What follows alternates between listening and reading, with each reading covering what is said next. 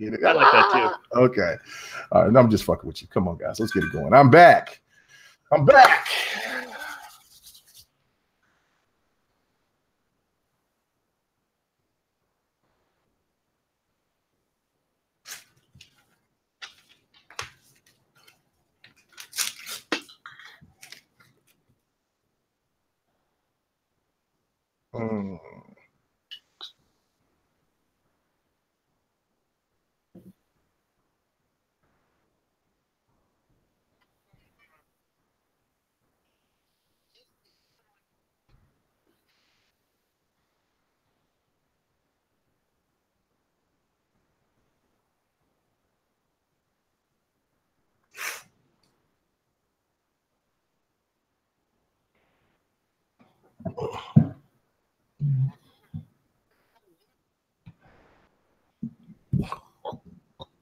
Oh wow, Master of the Manny Petty. Ooh. Nice. And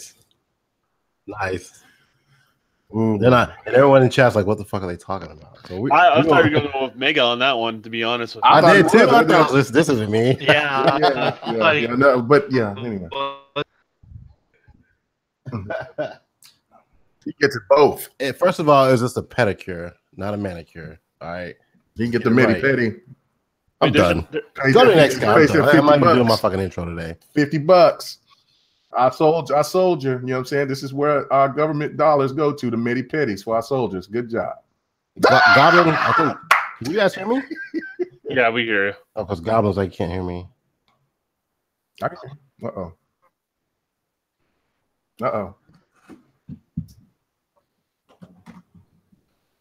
Bot's done messed up. Bot them fucked up, dog. Again. All right, hold on. Panel. They can hear me now. I was muted. Can you guys hear me? Yeah. No intro. What is going on, everybody? It is Saturday night, and next podcast is live. Guys, my bad. I muted my mic before we started because I get the hangout open early, but you know I don't think anybody who like comes in early wants to hear the kids and stuff like that, and I forgot to unmute.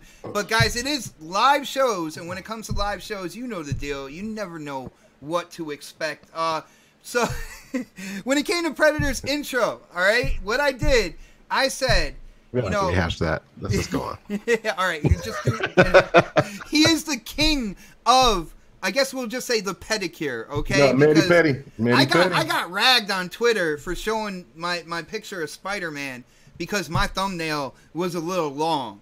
You know what I'm saying? I thought it was Snap's thumbnail. I did. I thought it was too, and then I was like, no, that looks like a guy's thumbnail. Yeah, that looks like a guy's thumb. And then when I looked at it, I said, that's Bot's fucking thumb. I said, look at that. And it's edged perfectly like you've been filing it or whatever. It looked like a pound. I'm like, get the fuck out of here, bro. Had a clear coat gloss on it and everything. Yeah. You guys know where I was raised and what I used to get into, and having long thumbnails was just kind of a thing that That's the pinky that you need to be working with. No, I never. No, he needs a little bit more coke. So I never messed with the white girl, man. I never messed with the white girl. No fine China or anything like that. It was strictly greens, man. Strictly greens. But, okay, I got that. Yo, let's move on to the next one on the list. And of course, he has saved the world about 2,754 times. It is always a blast to have him on the show as a panel member, Dark Optimus. Hello. Happy to be here, ready to get into these topics. Man, you are. Can you not hear me? You are breaking up like crazy, man. Why? Man, people in the chat, welcome to the shit show. Let's go. Is it? Yep. Now you're botting and you're gone. Are you there? Doesn't matter. He has nothing important. Guys, I cannot do anything about that. All right, there is nothing I could personally do to make that better. But yo, next on the list, of course, you know it's coming. Everybody in the chat, the lights are flickering in your house or wherever you are. It is time to stand up, show that respect, kiss that ring, the Don. Hey, what's up, guys? I want to institute maybe a new thing for the podcast. Whoever wins the gameplay gets to do bots intros going forward. That would be great, actually. Yeah, let's think about it. I want to hear you guys' opinions on it, and I think, we don't have to worry about bot winning, so it'd be mostly Fred, me, and Mega, Dude, and then I feel it's just karma for the streak I ran when we first started doing the voting. You know what I'm saying? I think that's what's going on here. I mean, Otter will have his time. I mean, I'm not worried about that. That's coming. It's coming. Yeah, you just gotta stay positive. I'm making sure it won't happen. Hey, listen here. My whole gameplay this week. There's still a chance because making sure it does not on time. I'm going to say that. Yeah, that's true. I don't know. That is a great idea, yo. Everybody in the chat, let us know. Do you think that the winner of the gameplay should do the intros that following week? Let me know. Hit up the chat. I want to see, because I think that's a great idea. But next on the list, we are welcoming this panel member, this family member back from a 2-week hiatus. It is none other than my brother, K Mega! It's the best podcaster that you don't know. K Mega is in the house, and I'm here, and I'm happy, and yes, our gameplay is here, and it's fire. So I just wanted to just say, hey, what's going on, everybody? Well, you see what's going on here. Mega, you did put in gameplay last week, but with the diamonds and everything, it was actually the Don who came out as the winner. What happened, man? You know what? I don't know. I wasn't around to help promote my, my brand. You're the only one promoting, man. That's okay. That's okay. I know that I got some K Mega-ites out there that supports, my gameplay, because I bring that rich, good stuff, just like I did this week. I apologize for being late, but then yet it's still quality. And, I'm looking at what Don's doing right now. Just good start. I'm pretty sure he's going to come flat as usual. But when you got Crap Gamer and just a few others that come out there and solicit, and because their game solicit, man. Yeah, nothing they but excuses. Solicit, what I'm saying? This is the thing. So you know what? I'm just gonna have to call on the Mooch Maniacs or somebody else. And Mega Man, the excuses only satisfy those who make them. Put it in the super chat. Put it in the super chat. So anyway, man, it's all good, man. I'm glad to be back, man. Had a great little vacation, man. But yeah, it's time to get back to work, man. So let's get this going. I got you, brother. And it is good having you back, man. We had a couple, really good shows, but of course, unless the full panel is here, it always feels like something's missing. You know what I'm saying? Like family get-togethers, you got to have that cousin there or something. And it's really good to have you back, man. Oh, thank you. Appreciate it. Did everybody else miss me? God, because I didn't hear anything else from nobody else. Well, see, they all said that I would speak for everybody. Whatever I said would go with the entire crew. So, Otter. I mean, what? I didn't even notice. God, dang! Wait, Mega wasn't here last week? Oh my God! Oh, no, I'm serious. No, Don. Do you remember we got through the topics and we got? Man, I don't even know what time the podcast started. Let's go. We got through a lot of the topics. Like we got through every topic. There was no hang up or anything like that. It was all nice and smooth. You remember that? Transitions, everything. Okay, well that explains why his voting was higher than it was the previous time. Oh, he wasn't on the podcast, right? Oh my God! Listen to this. No, I'm just trying to make sense of everything. That's all. What is up, Mike Ortiz? Yo, Phantom Beat in the chat said that people, whoever wins should have to sing the intro. So we got that out there on the chat. I mean, you don't even want that. That's not even pretty. If I was singing, yeah, no. We need some sort of production value, and I feel like if that was to happen with everybody on the panel, including myself, that value would drop like through the floor. So but guys, we have to get into these topics. I will throw basically a curveball here. I know we're going to be talking about Spider-Man, PUBG. We're going to be talking about Forsaken. We are game heavy today. So let's start with the first one, which is actually an open beta. Now, Predator, I saw that you were playing Battlefield 5 open beta, and I was really curious to see, what you think about this beta. There's been criticism about marketing. There's been people saying that the game doesn't look good, same old thing, stuff like that, talking about pre-orders and such, but you went in and you played the beta. So why don't you let people know what you thought, man? I've been playing more of the beta of that than I actually have anything else since it came out, and I'm loving it. I mean, I'm a huge Battlefield fan anyway, so like, of course, I'm gonna jump in and play the fuck out of this game.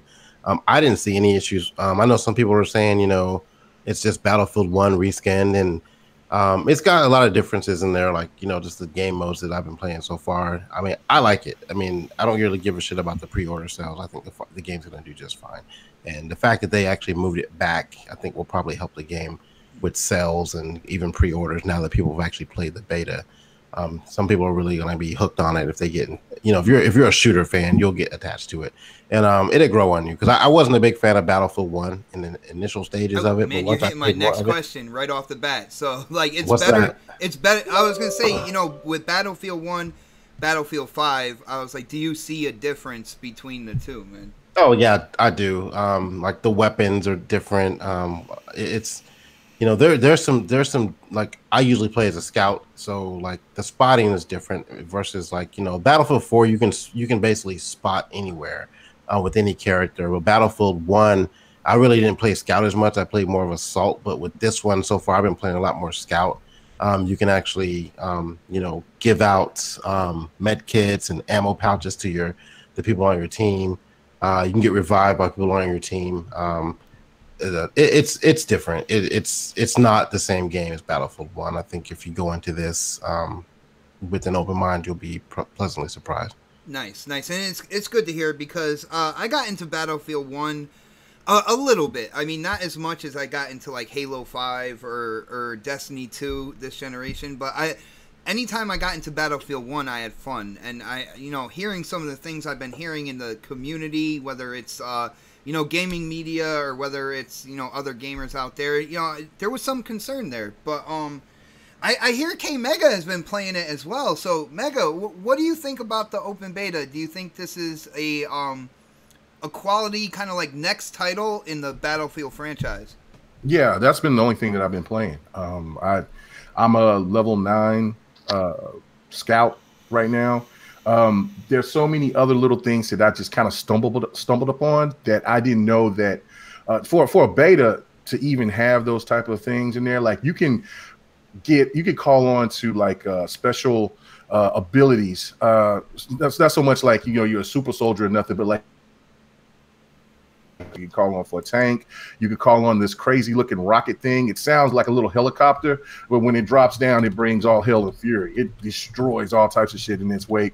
Also, you can send for care packages to where it can have where it can help out the squad, where you can have ammo and also health. That's a new thing that's been introduced into this version of Battlefield. Also, it's really smooth. I know for a lot of people out there that they probably didn't care for Battlefield Hardline, but once they got it all patched up and fixed, it was probably the best, the best move, the more stable shooter out of all of them, in my opinion. And this has that same feel. It's very smooth.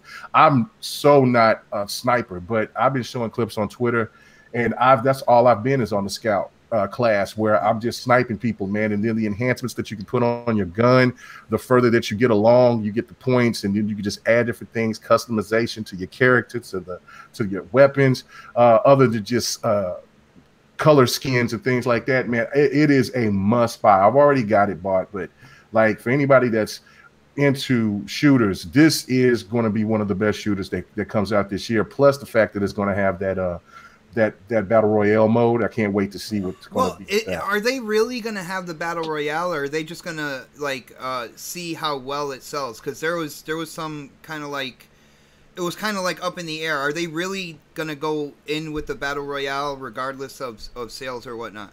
Yeah, they showed a little like trailer of what it was going to be like, and it's called Firestorm or something like that, where it's like you're surrounded, instead of like some kind of electric dome, it's like flames of fire. Oh, and and you get to the middle of the field, and then you just go just like a regular battle royale mode. So it's going to be really intense, and it adds another type of flavor to it, especially with the weapons.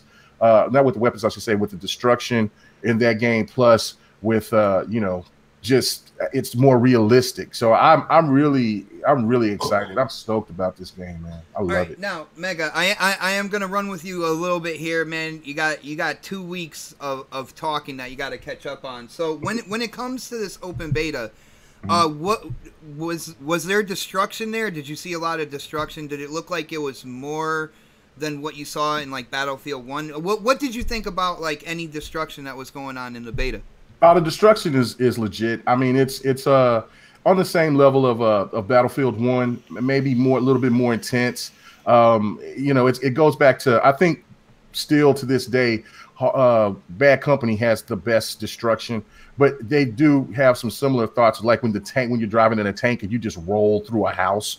There can be some people in there just sitting in there camping, and you just roll through it and the house collapsed because somebody did that. I was up there, I was sniping on somebody, and I was up on the second floor. All of a sudden, I started hearing the house fall down, and then everything, the debris fell on me, and then I died. So it was like it's insane. So of course the maps are big, and you also have a team battle. You can't play it on this beta, but they got it for people that just want to kind of keep it on the COD level, just keep it small. But I mean, where the deep richness of this game is the fact that you could just go on this big terrain and just cause havoc, and of course you have machines. Hey, are you playing Destiny? Is this what this is? No, this isn't mine. This is Otter's game. Oh, yeah. okay. So no, like I said, I I'm don't think you got just just asking.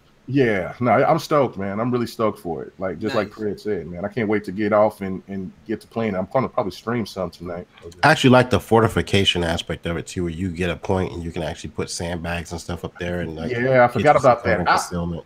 I didn't know what the hell that hammer was for. I tried to hit somebody with it, and I got lit up. I was like, what the hell is that? I mean, if this, and then I seen somebody building a fort. So it's kind of like it adds a little element of Fortnite to it, you know. And I'm pretty sure that if you keep doing those things, that it'll increase, and you could probably build something bigger and better. So that's the thing about it. Like, it's where it's better than Battlefield 1 in so many areas is because it's not. You do get a lot of weapons in Battlefield 1, but they all feel like the same in a way. Here, the weapons, the more that you play with that specific weapon, the more enhancements that you get on those weapons. Like I was using the bolt rifle. Now it kind of messed me up at first, but then I was like, oh, this bolt rifle is not a bolt rifle anymore. Like, yeah, it's really cool how they've added things to it, and it reminds you a lot of Battlefield 4 in some instances because of how it plays.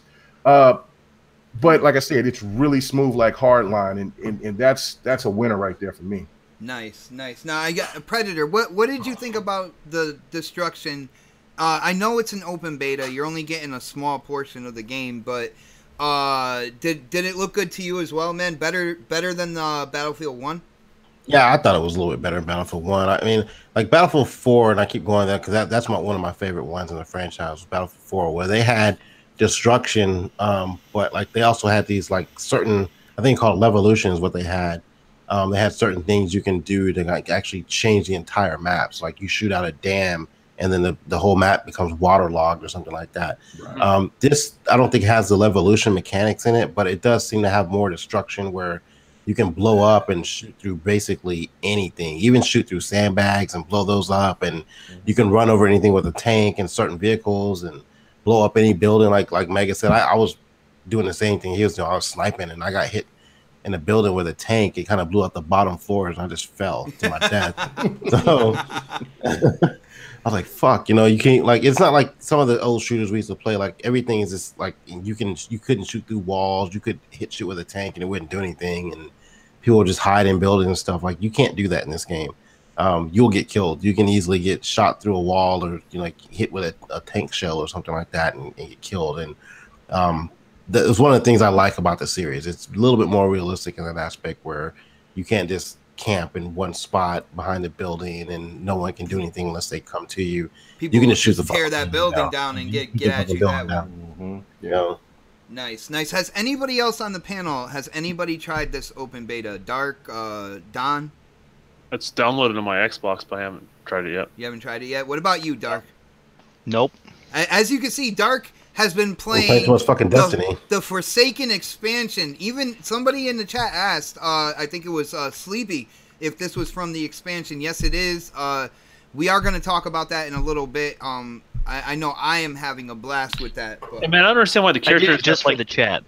The characters have like aliens, like a 80s television antennas on their head. Dude, I don't know, man. Haters gonna hate, Don. Haters gonna hate. Hey, I like the 80s, but I left it in the past.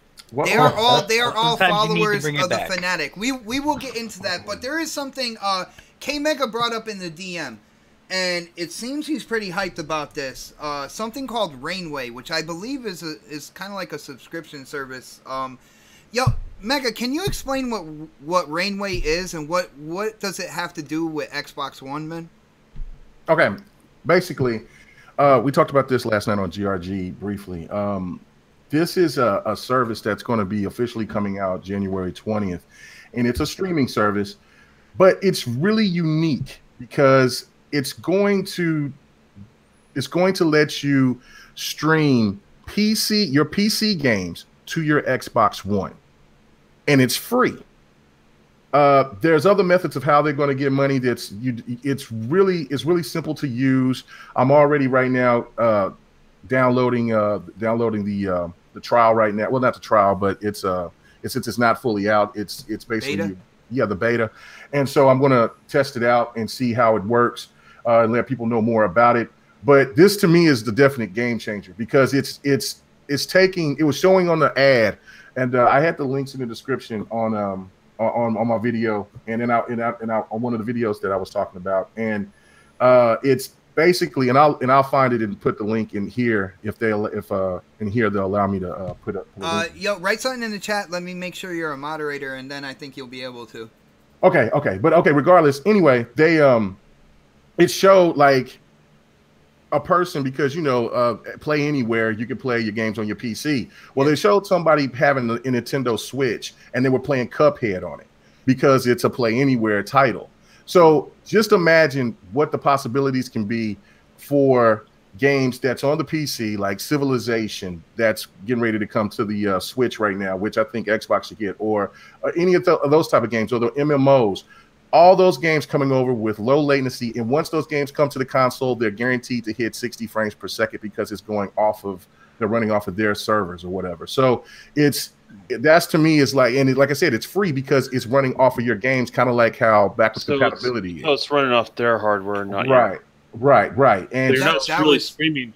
So you're not streaming from your PC. Right. Streaming from their service. Right, and it doesn't matter if you have a crappy PC or not because it's running off of their service. So what do they do? Just dictate what's on your PC, right? And give you rights to stream those games. Is that how that works? That's exactly how it works. I mean, Delilah was digging down. It's like, well, look, how much is it cost? And then when she sees, she's like, whoa, this is a game changer because it's free.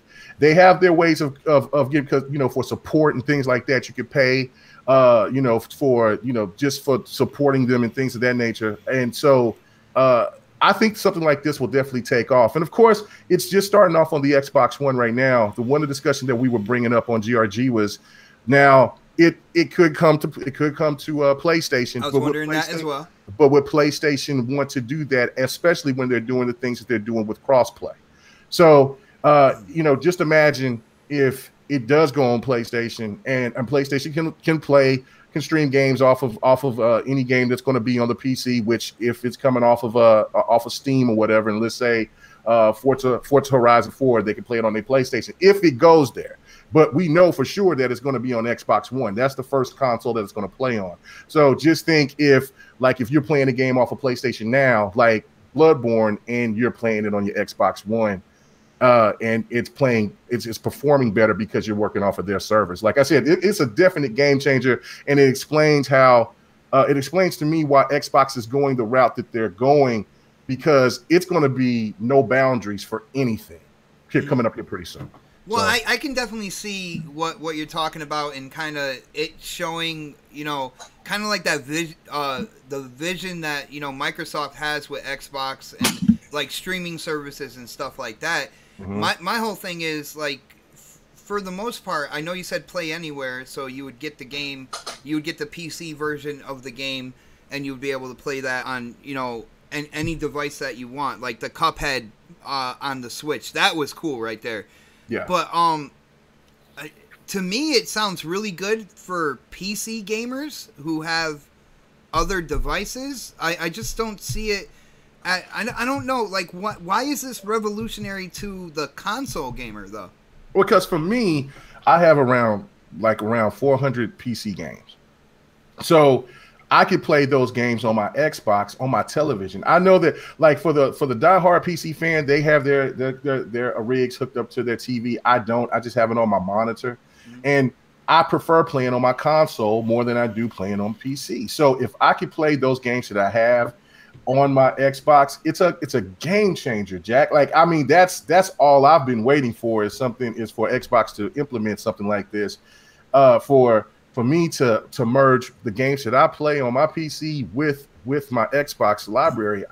I'm never going anywhere else. No, you know what I'm saying? So I'm done. It's where it's at. This is my complete hub for where I'm going to be playing my games at. You know, Mega, I see where you're coming from. So, like, gamers like you or possibly Predator, I can see you guys taking advantage of this. My whole thing is, like, I'm a console gamer, and when you said, like, game changer, I'm looking at it. I'm like, you know, it's a really cool option, like, that I can see, but I just don't know if I'm gonna be there with it. You know what I'm saying? Okay, well, let me make a scenario for you that where it could be the game changer for you, and see if it works this way for you.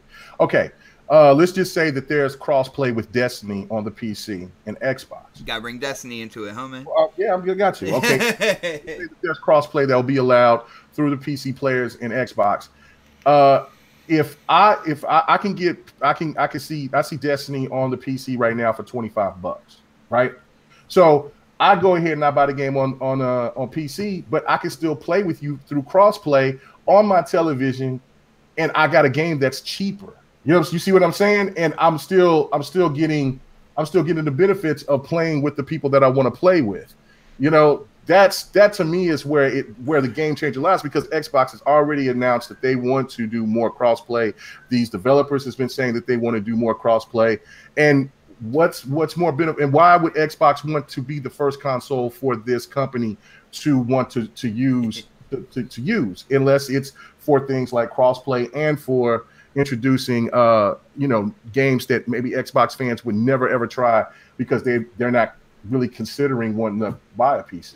All right, you know so that's yeah. good in fleshing out kind of like the PC market. You're bringing more gamers to that whole square. And you know, like you said, Destiny, $25. We all know PC games, they do go cheaper a lot quicker.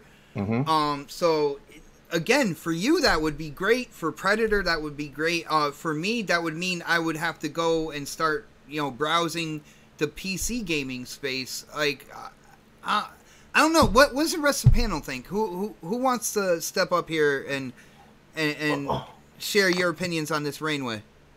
I think it's just an option. That's what it boils down to. Here's what I think with all the streaming stuff. I don't think it's going to replace anything for anybody. It's just going to give them more options, and it's going to expand that market share for more people to play games to make them more accessible. Like, K-Man's got a point where, like, let's say somebody doesn't have a laptop, right? Integrated graphics, right? Yeah, I know about that. You know what I'm talking about there, bot. So you want to play some PC gaming.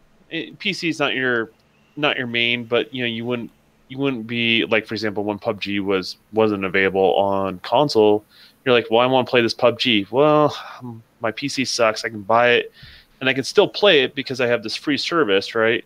And I can play on my preferred platform and interface like such as a controller.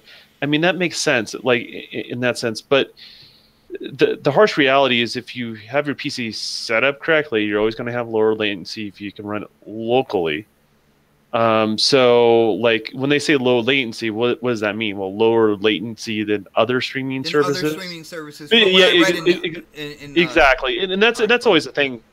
Like, when we get more and more streaming options, what we're talking about is lessening the gap between what you have on local hardware versus a streaming device. So, it's going to get less of a gap, but at the end of the day, the local hardware is always going to win out on the latency front of things. It's just how it's going to work. But Predator, that kick to Kingpin right there, and then the punch coming downward, that was ill right there, man. That's called award-winning footage right there. Oh man. Oh, there's more. Yeah, it looks good. Looks good. Yeah. But I guess that's where I'm kind of come from. It's just another option. I think it's good for people that like the value of PC gaming, but don't really want to invest a ton in hardware, and don't care about latency. And that's, I think, would describe the customer perfectly.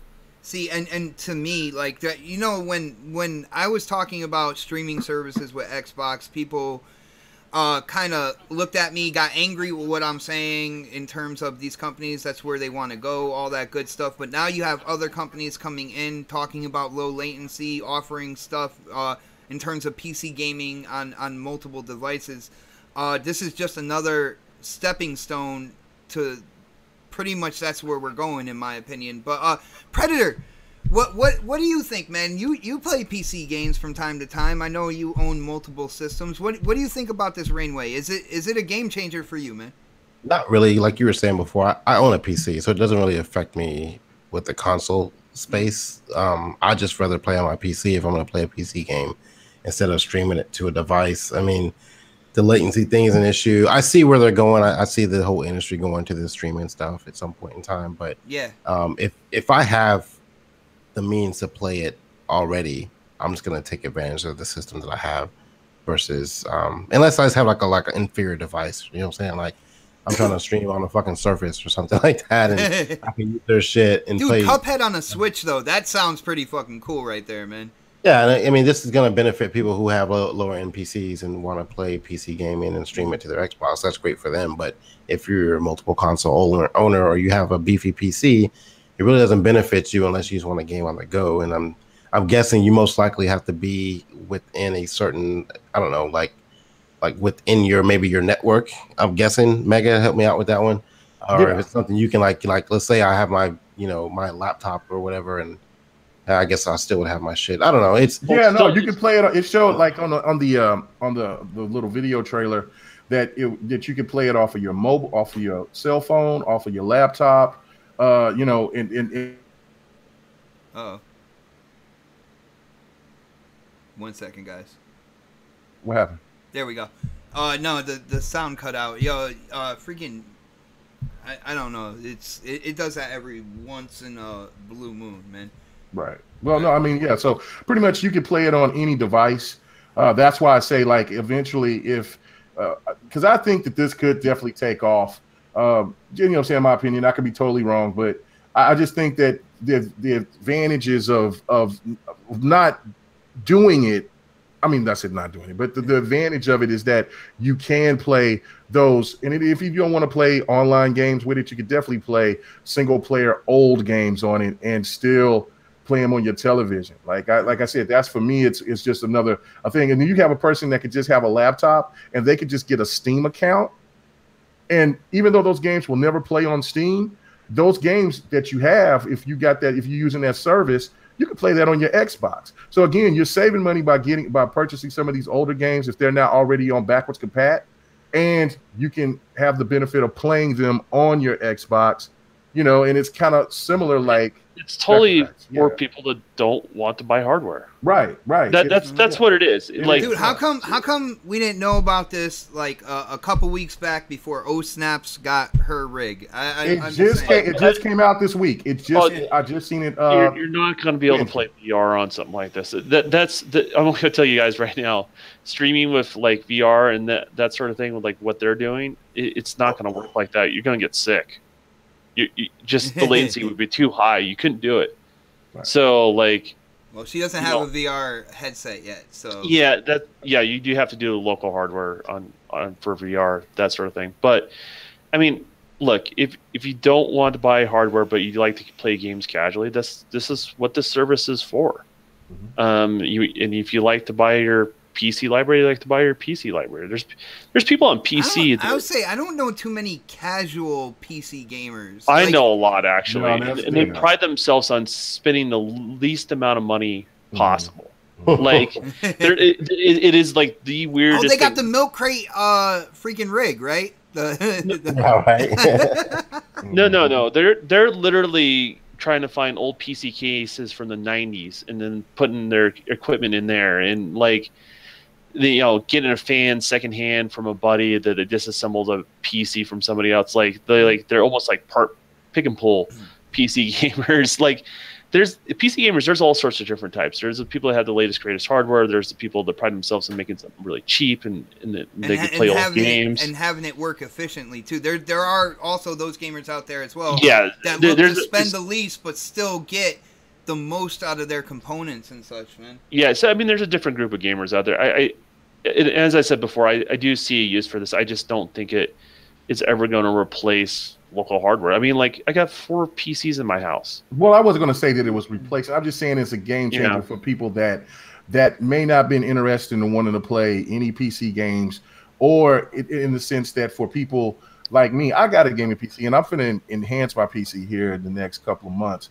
But for me, I like playing on my console, and the one thing that I've always been wanting to do is play my PC games on my Xbox, or through my Xbox on my television. So, dude, you might be able to get gameplay quicker then. Exactly. Oh, so just saying. Like you're talking trash, but yes, that's what I'm doing. Yeah, and I mean, I'm just thinking of those possibilities.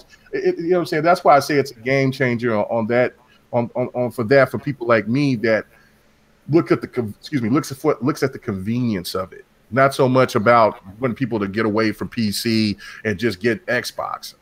It's more just for me the convenience of having. Yeah, it's the difference between going to one room versus another, right? Like for you and for other people, it's going to mean different things. Like, and for other people, it's just simply not going to apply. I do gotta say, anybody out there who does not like the idea of like the gaming industry going heavy into like game streaming and stuff like that, this is just another step, guys. It's going that way, but I mean, you keep saying that, but I'm not sold on that. This is just another step. I think you're going to be trying to preach that for another 10 years, man.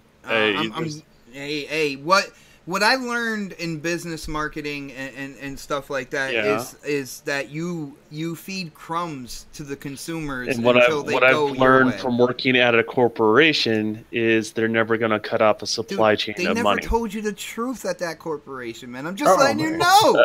All right? So they just made me sit at the big boys table a couple times just by accident, or they felt bad for you, Don. You didn't have a ring yet. Chair, let's have you sit there for a bit. Yeah. They made you feel good, man. That's you're in a little bit into the weeds there, buddy. You are. You're a little bit of conspiracy theory territory.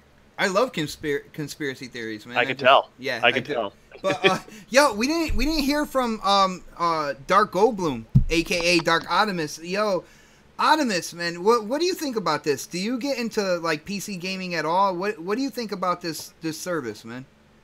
First off, fire gameplay there, Pred. If you're watching it, dude, I'm mesmerized by it. I'm telling you, dude, right now, I'm watching it too. I'm like, yo, this is freaking awesome, man. But yeah, man. For me, and now this is just for me. This is my opinion. Don't just take it with a grain of salt.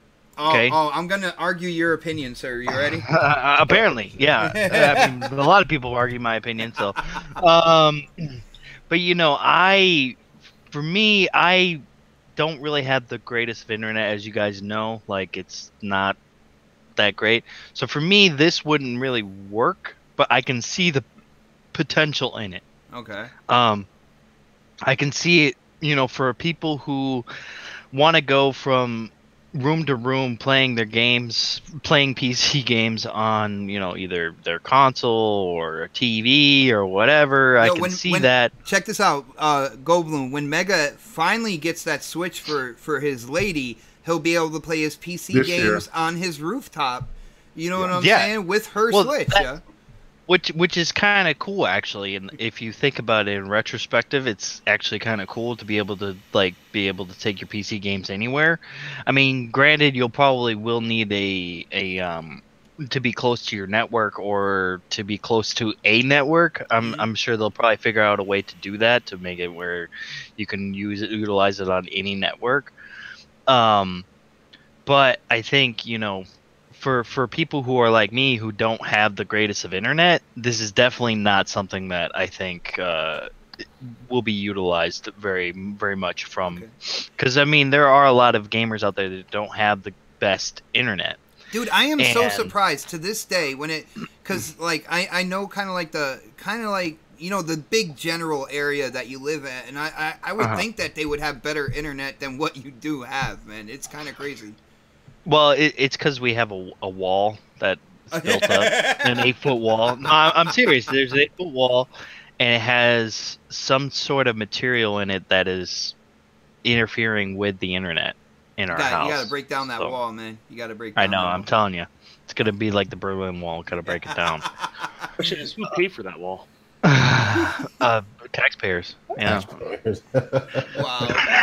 Well, guys, on that note, for people out there who kind of dabble into PC gaming and stuff like that, this service, like K Mega said, they're getting money in different ways. So this subscription is free. I guess Mega, you said it's in beta right now on the Xbox One. No, it's on beta. You could download it off of any app, it's an app on you can find it on PC or whatever. I think through your cell phones as well. So Okay.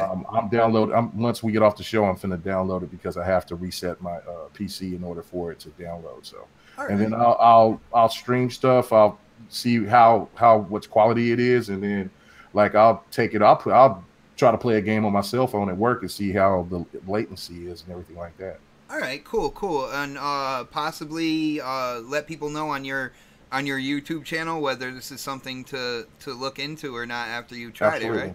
Absolutely. Nice. Well, guys, let's get into some of the meat of this show, and let's start with a superhero.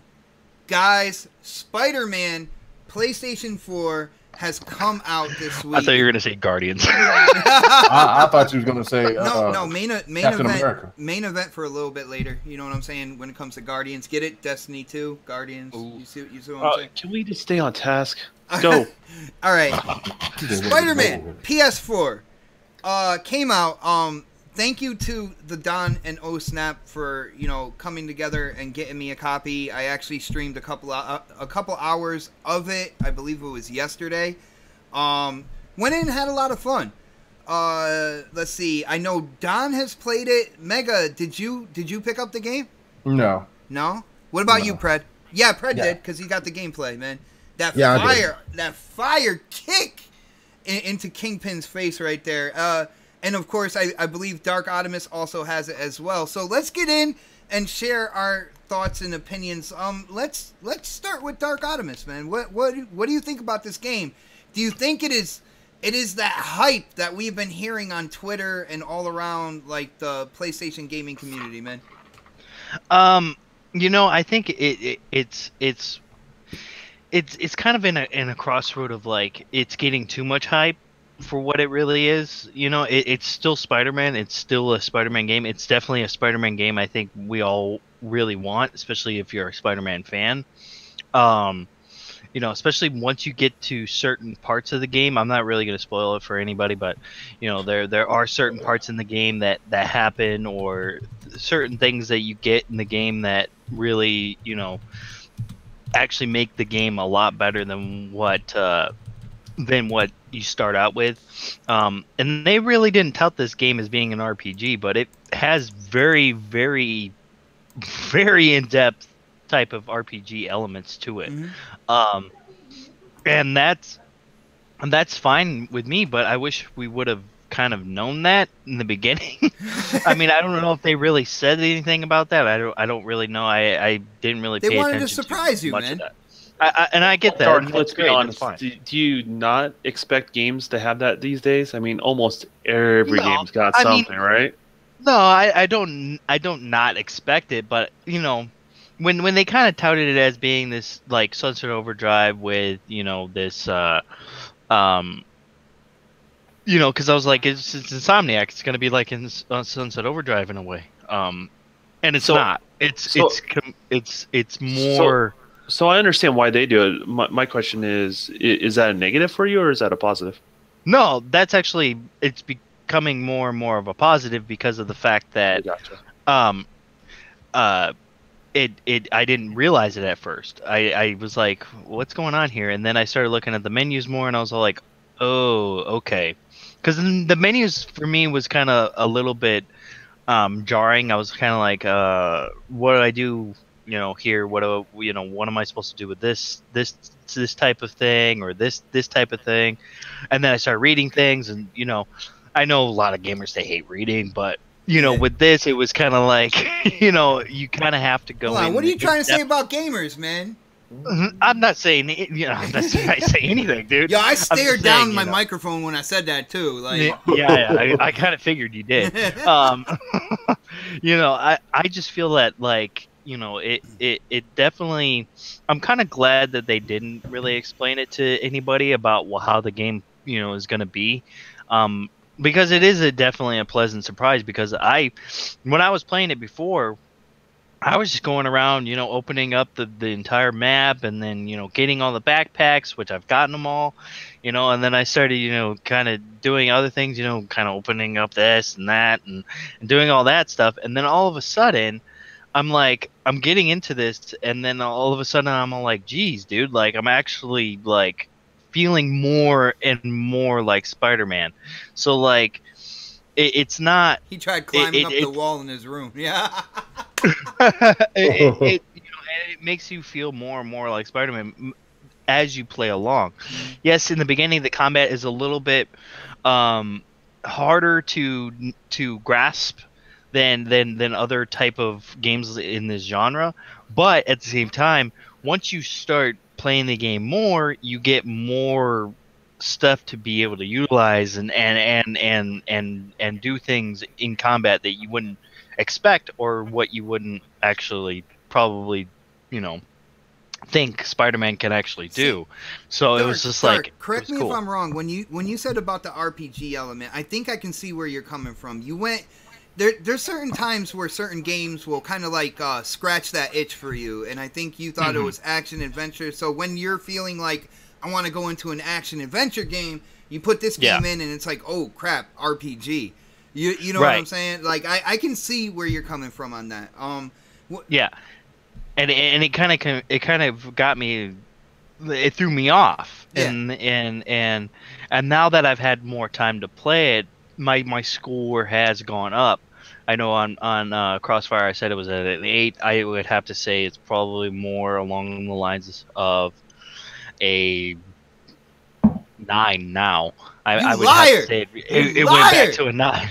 Yeah, it went back to a 9, and the reason is because I started to grasp exactly what I'm supposed to be doing and why I'm supposed to be doing it, and things that start opening up. Once it starts opening up, it opens up like it's almost kind of like peeling an onion. You just kind of like go through it, here and there, and then all of a sudden you get to the the root of what it really is, and it's awesome. Actually, it's really a really good game.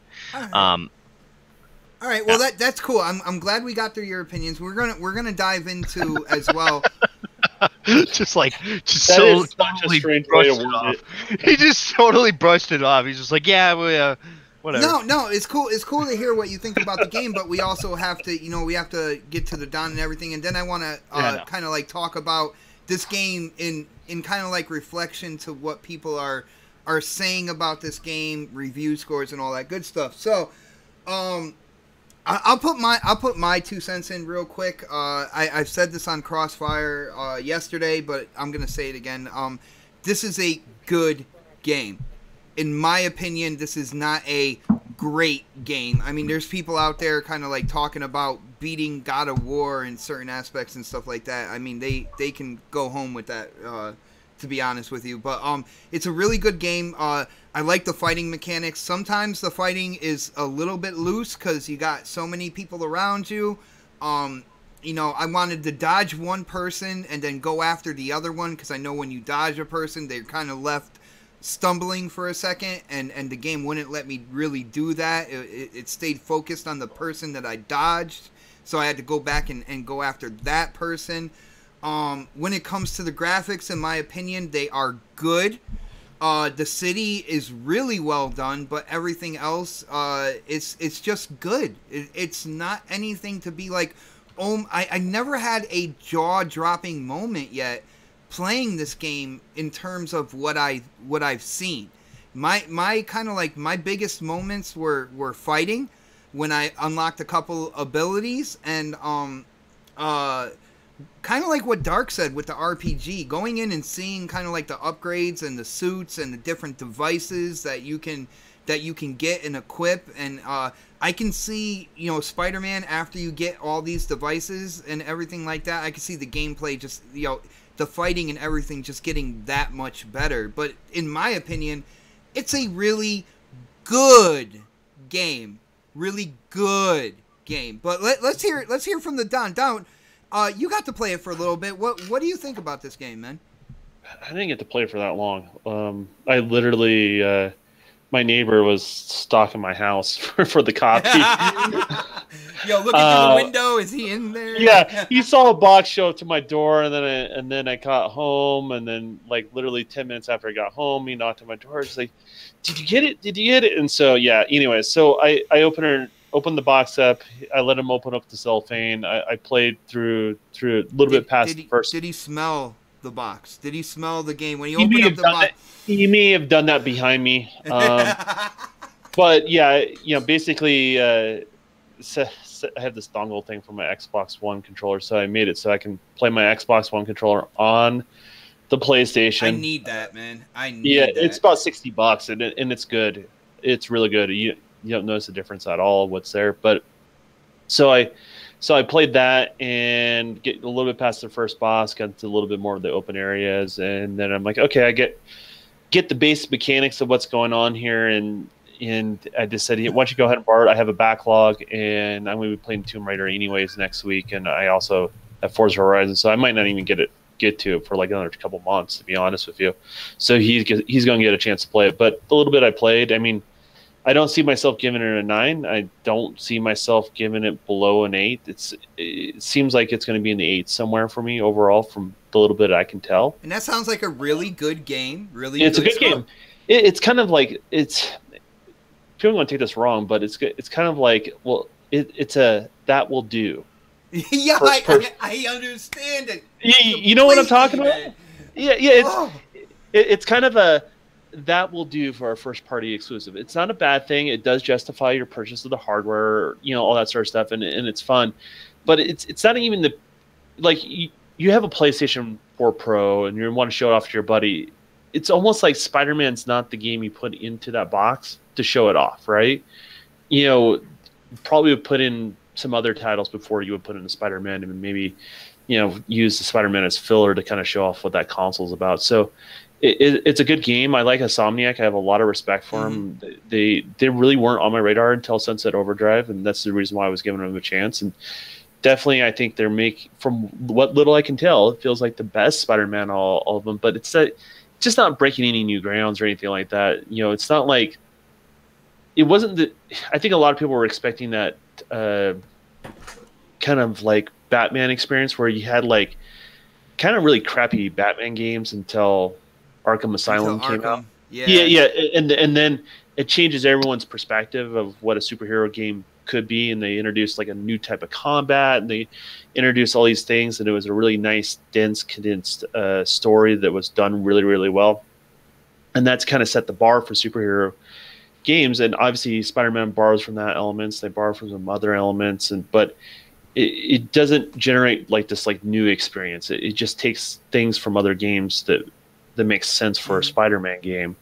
That's funny because Crap Gamer even said he is one of those people on my friends list that has really played the Arkham series, and one of the things he was talking about, even like the guys with the shields and how you deal with them in Spider-Man, is pretty much the same exact way that you were doing it in Batman in the Arkham series as well. And I didn't get into it, so I don't know about the Batman stuff. Yeah, it feels a lot like that. I think there's a little more flow in the Batman series than there is in Spider-Man. Spider-Man, like, it's almost like it gets stuck in animations and it won't let you cancel out of things like it does in the Batman games. So the Batman games, then again, don't know how it's going to evolve. You know, there's elements I'm missing from the game because I haven't played through a lot of it, right?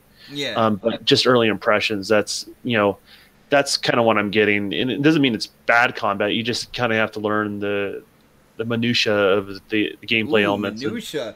I don't think any other gaming podcast this week has had somebody say minutia. Next podcast exclusive, right there.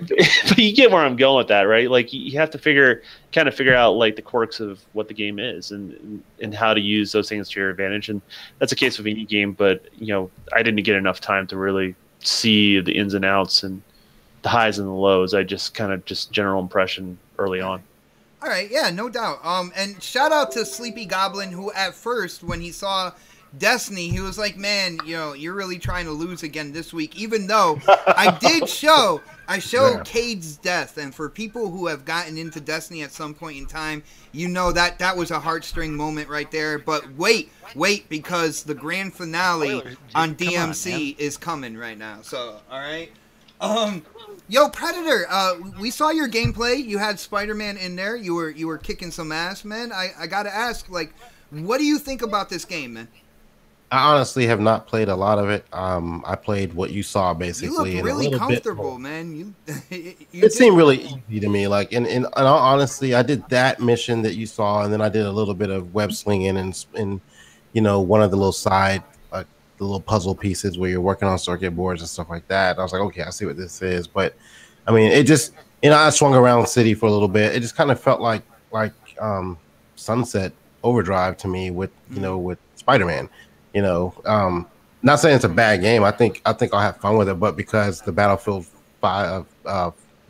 beta is out right now, I wanted to put some time into that instead of Spider-Man. So yeah, that's limited right there. And so like I have to prioritize it. So I'm like, let me get all the Battlefield in that I can before it goes away, and then I'll jump back on Spider-Man probably Monday or Tuesday and try and knock it out before. Let me ask you this, Pred. So it seems like to me, and this is just my initial impressions, is that I kind of wanted to play the game without interruptions of other games. Does that make sense? Like, yeah, just kind of have Spider-Man actually have my direct attention and not be pulled a million different ways, because I think the story will fall incredibly flat if you're being pulled a million different directions, right? Exactly, because I was playing Spider-Man this week. I was playing Battlefield 5 this week. I was playing basically all the gameplay I played that you saw this week, Planet Alpha and stuff like that. So I was trying to do too much at once, and I was like, you know what? Let me just back up and play the game I know I can only play this week, and then I'll go into Spider-Man and knock that out probably by the end of the week, and then pick up Tomb Raider. And I'm glad I'm not the only one that's thinking that way. So yeah, and I feel like I'm gonna rush through Spider-Man because I really don't care about all the achievements or whatever, the trophies and stuff like that, and all the extra suits and stuff. And if you go back to like, I guess maybe like 5-6 episodes ago, I was not gonna get this game at all. I wasn't impressed with Spider-Man. I'm not a huge Marvel, not Capcom, but just comic book fan in general. So. I was gonna pass on this game, but I was like, you know what? I bought this PlayStation to play the exclusives. Let me go ahead and pick up the exclusive. So I gave it a chance. And I think it's gonna be a fun game. I just don't think that just like with typical like any Sony first party games, you play they're one and dones. You play them and you put them to the side and you go on to the next thing. Well, this one's coming with DLC, so like I don't care about the DLC, to be honest with you.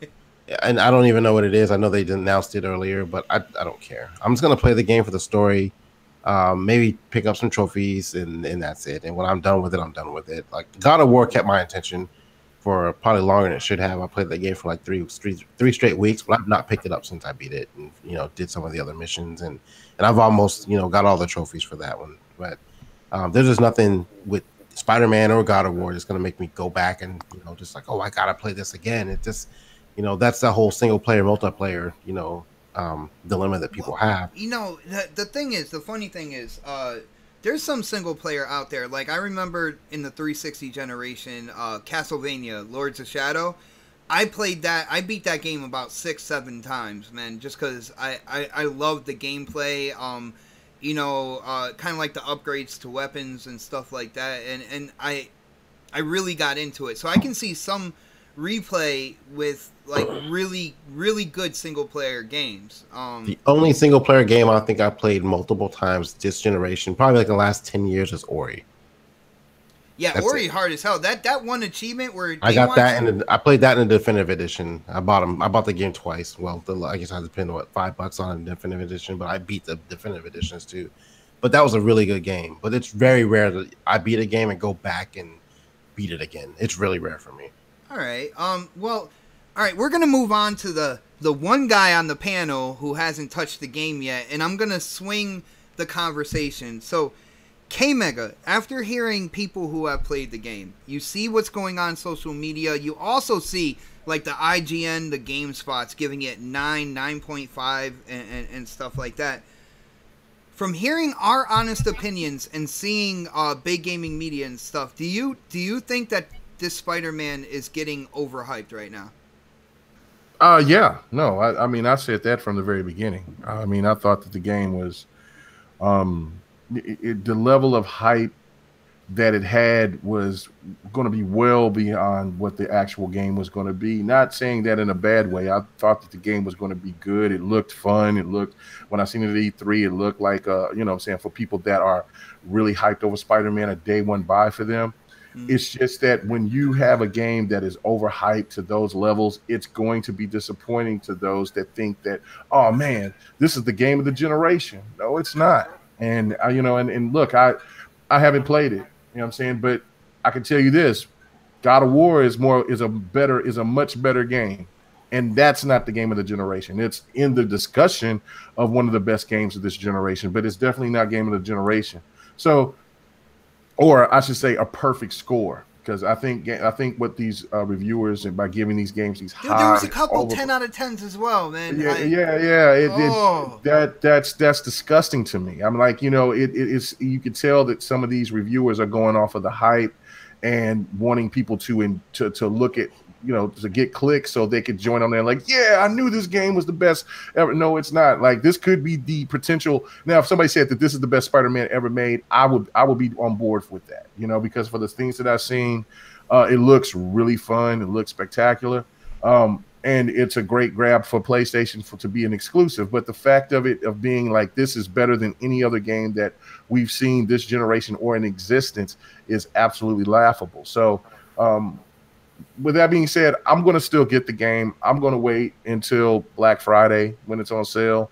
You know, and that was the thing. And it wasn't taking a shot towards the game, but Pred already made made it clear to me right there. It's like, once this game is done, people are going to get tired of the web slinging. People are going to get tired of chasing birds, getting backpacks. And they're going to put it on. They're going to beat the game, or they're not, and then they're going to put it on the shelves and get for the next hype, because there's so many other good games. What if I told you those backpacks had trapper keepers in them? You know, if only they had little, you know, Agent Lock dolls. Man, or Marlo Briggs. I can't rock it anyway. But no, I'm just playing.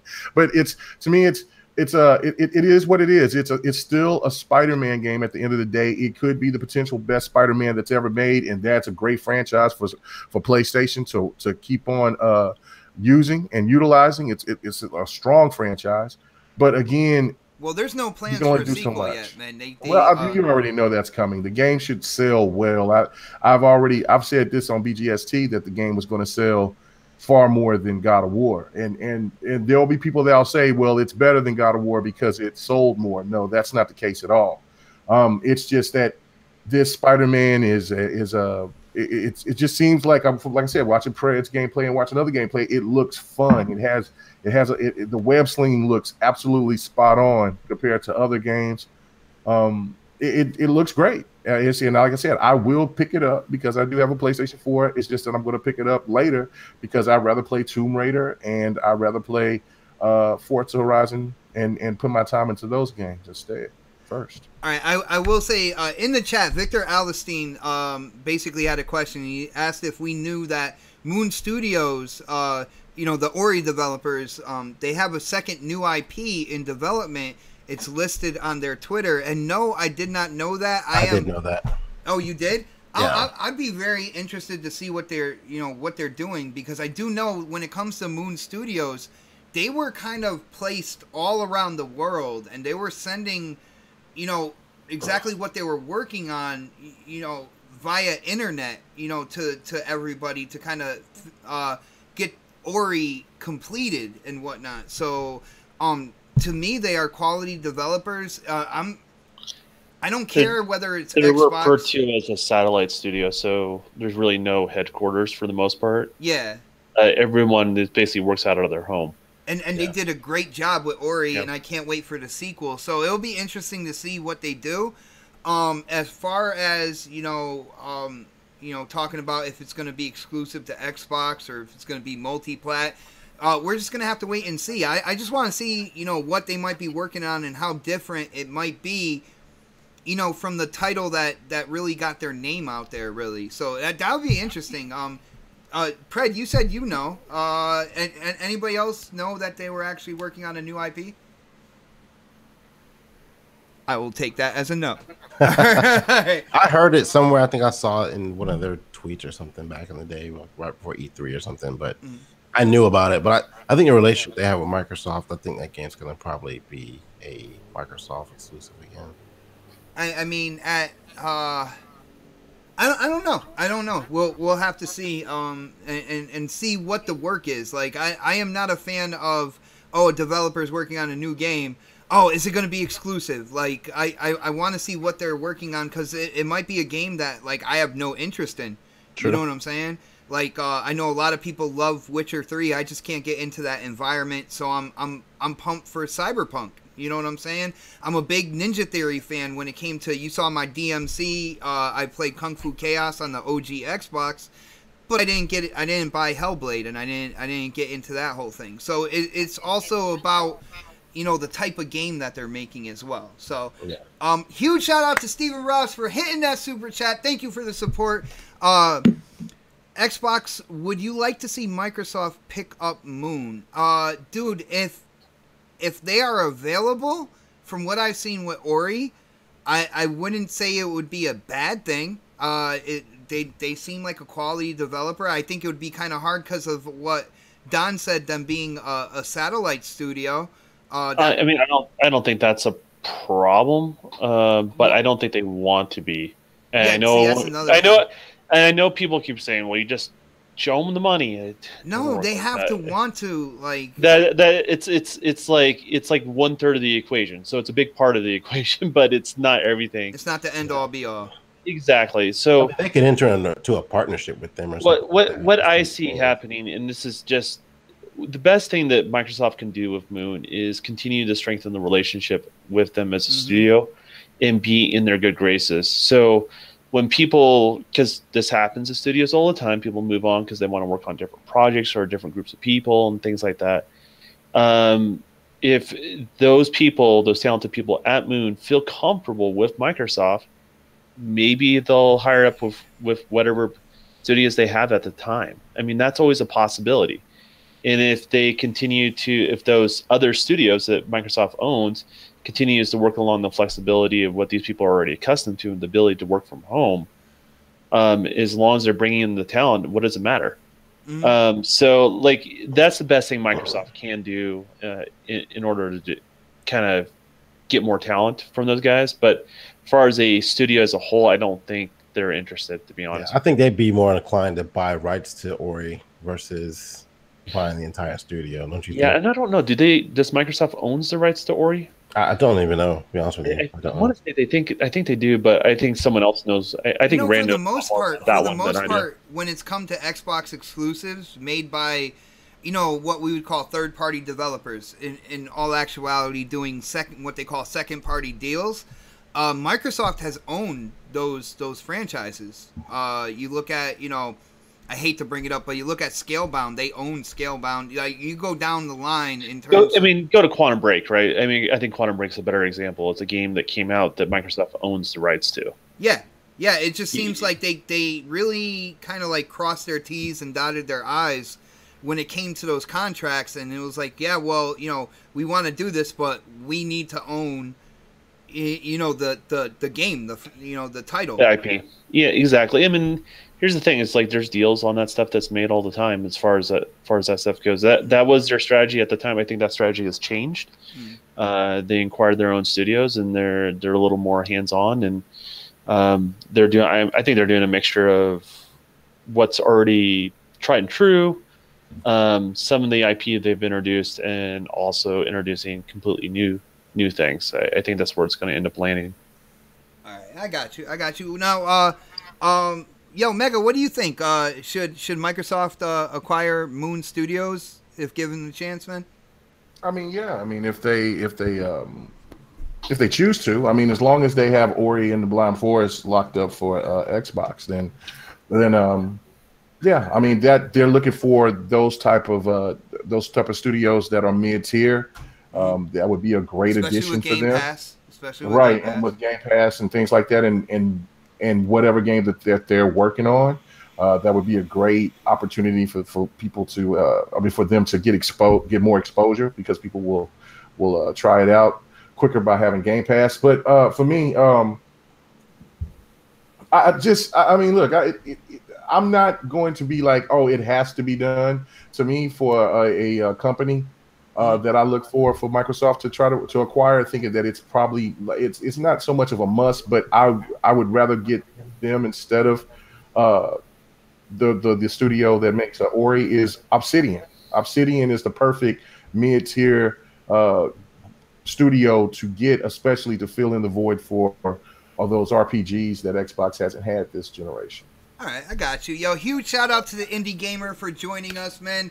He said he's in after a long day's work, and it is great to be here. It is great to have you, dude, as well as everybody else in the chat. Let's get back to kind of like, whether or not we think that, Spider-Man is kind of being overhyped. So we'll hit up Predator. Predator, what do you think about that, dude? Do you think that, when it comes to IGN, GameSpot's gaming community, what they're talking about with Spider-Man, do you feel like this game, now that you've got to play it for a little while or whatnot, do you think it's kind of been overhyped out there, man? I mean, yeah, a little bit. I mean, it's just Spider-Man. I mean, like, there's nothing new other than like graphics and gameplay a little bit, but it's every other Spider-Man. It's going to be the same enemies, the same type of stuff. I think people went in with this expectation based off of what they saw at E3 the last couple of years, that this game's going to be something different, but it's just Spider-Man. I mean, I think people kind of took it and ran with it. They did great marketing and kind of like selection of gameplay to show. Like, the marketing is great. I think what they did with the game, the marketing was superb. I'll say that right now. I think they did a really good job with the marketing for this game, and it came out at the right time because all the stuff going on with the video games and movies and stuff like that, Spider-Man, Avengers, that kind of thing. If they'd have kind of launched it in cohesion with the actual next Spider-Man movie, it would have worked out even better. But that aspect of it, like the marketing, top notch, right? Mm-hmm.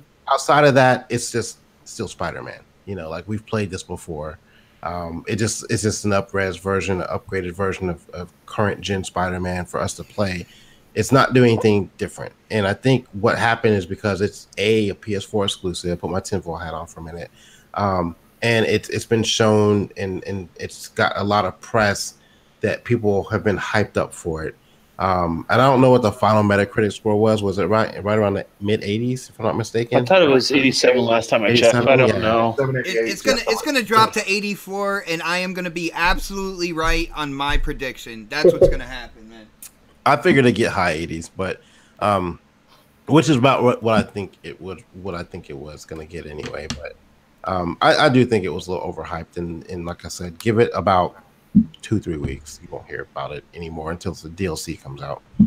Typical single player stuff. So I think one of the things that I've been thinking about is something that you touched on, and it's the fact that it's an exclusive, and not only that, but it's the fact that it's a PlayStation exclusive. I am going to drop a video later on, kind of like this week coming, talking about some things that I have seen in the community. I know there are fanboys on both sides and stuff like that, but to constantly see kind of like these PlayStation extremists coming out and touting this thing as like the next holy grail of gaming, and how they have all the quote unquote like holy grails of gaming and God of War, and this one's just going to be better than that.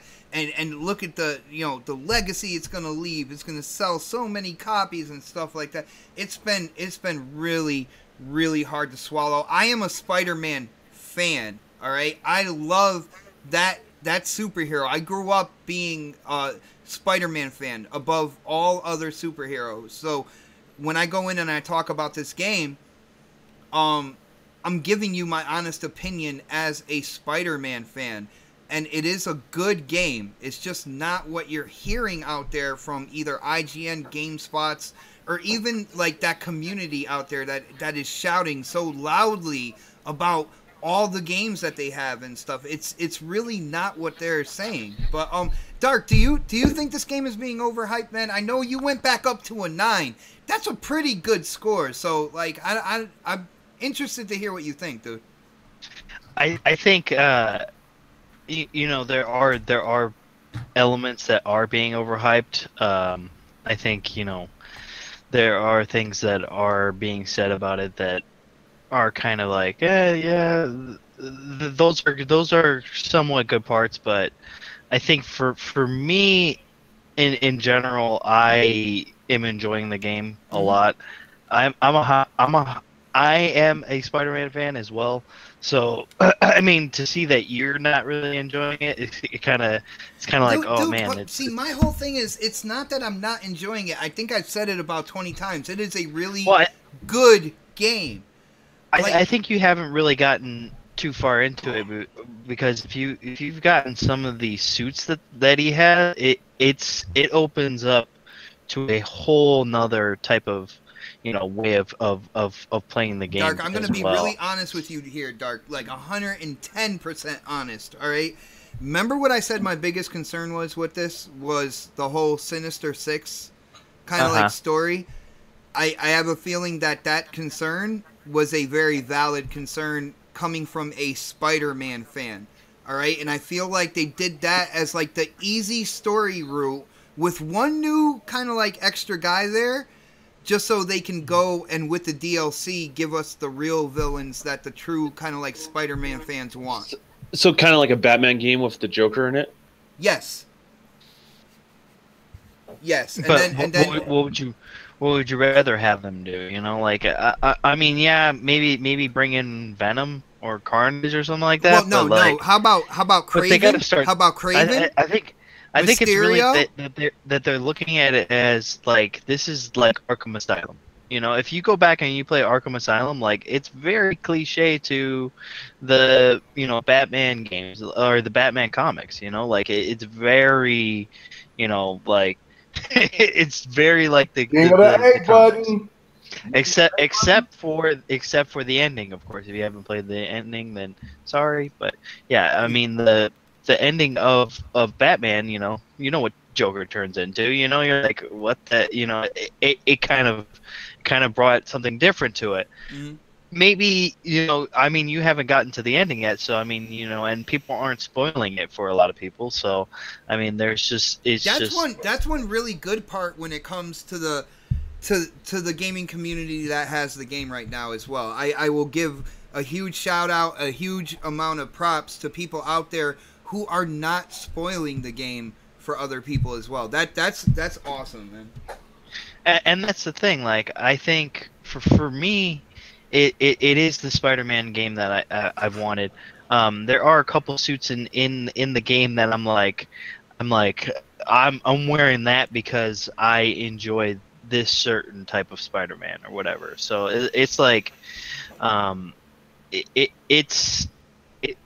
is getting that hype that it probably doesn't really need, or because this is definitely the Spider-Man for the fans. And I think it is definitely a Spider-Man for people who aren't into Spider-Man, but it's also, but I think it's more in part for fans of the Marvel comics and everything like that, and that's why they call it Marvel Spider-Man. You know what? You have made up my mind. I was on the fence on whether or not I would stream the game like as I go first time, going through the story and stuff like that. You have made up my mind, Dark. I will stream this game as I progress in the I would story. like to see that, definitely. All right, so let's move on though. Let's hit up a game that actually got officially released. It's been in game preview for a while. I know a bunch of people who purchased this game, played it a lot at first, might have kind of left for a little while, but guys, the game is back, and that is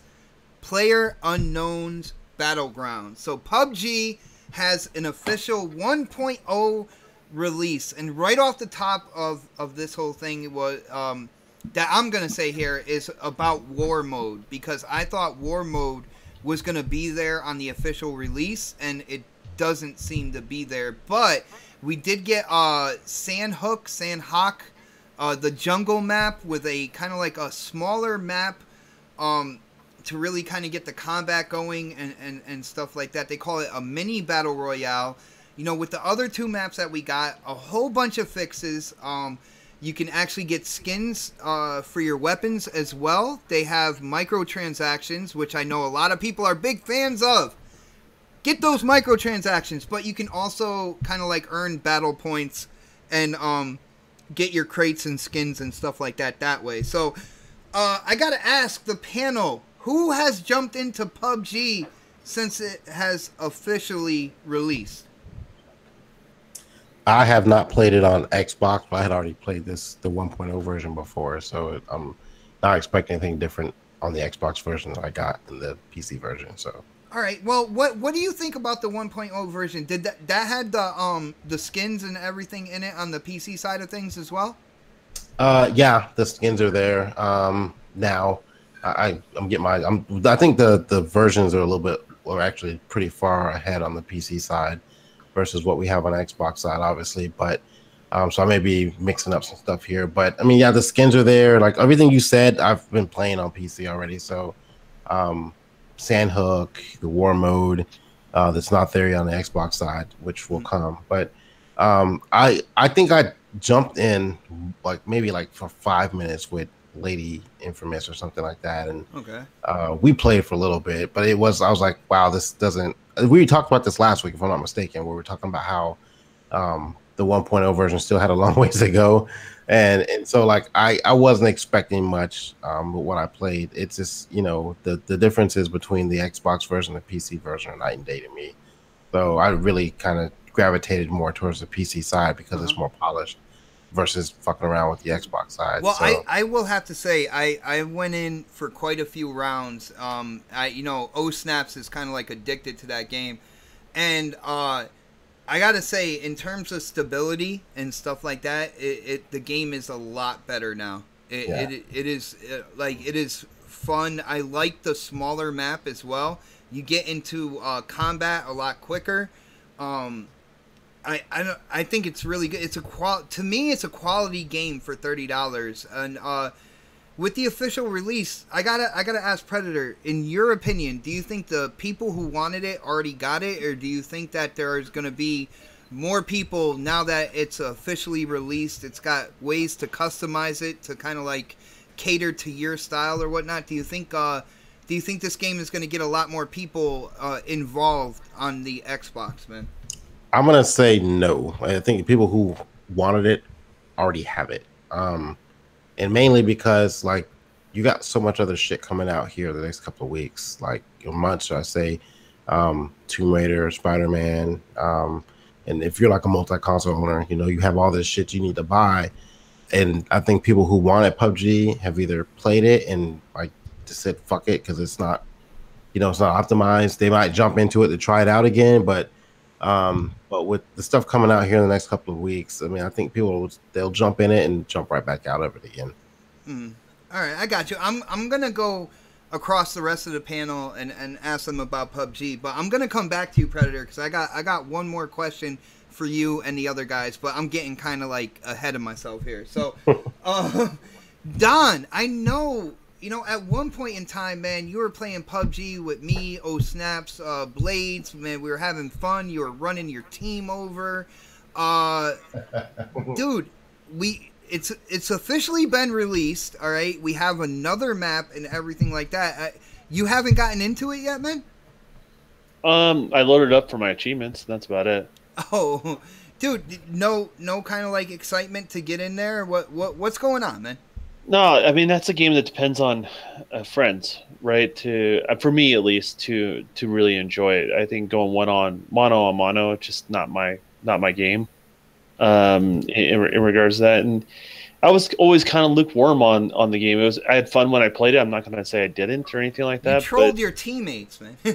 Well, that's why I was having fun. But I probably would do less trolling if I was more entertained by the game on its own merits, right? So. Oh, hold on, because in Sea of Thieves you troll like crazy. So what are you trying to say here? That's how the game works. Oh, that's what you're supposed to do in Sea of Thieves. And though when it's time to get down, Don does take the game seriously. Sea of Thieves, when it's time to get down to do some work. Yeah, sometimes it's like herding cats, but that's how that game is. Dude, yo, Mega, I think he just called you a feline, man. No. Mega's fine. No. Mega's fine. He does okay. He holds his own. Sometimes when you have planning or execute, people they have no idea what's going on. So the Republican is lost at sea. I'm just gonna say that. Yes. Well, Don, I got to ask you the same way. Same thing I asked Pred here. With the official release, the new map, the improvements to gameplay and stability and stuff. Do you see like new people getting into this game? I know this is a big holiday season with Red Dead and stuff. I don't know. It's the right price for people to hop in and they hear it's finished and all that sort of stuff. But the problem is, it's a very competitive space with Fortnite. It's Fortnite is got the dominance, and the question is, will there always be an audience for PUBG? I feel like there's going to be, but then again, they compete in that same space, right? And regardless of which one you like, I mean, they do. Even Call of Duty is going to. Even Battlefield. I was just going to ask that. So is Call of Duty going to compete with Fortnite? Is Battlefield? Then they're going to lose, man. I mean, then again, are they doing enough to win over the base that justifies them making the game? And those are the answers we don't know. We don't know what that sales number is. We don't know what's determined for success and all that sort of stuff. And I always said, a successful game is somebody that succeeds the development cost, and that's how it makes profit, right? And so we just don't know what those numbers are for any game, really. So I mean, that being said, I'm probably going to be playing PUBG more than I'll play the new Call of Duty. I'll be upfront about that. Yeah.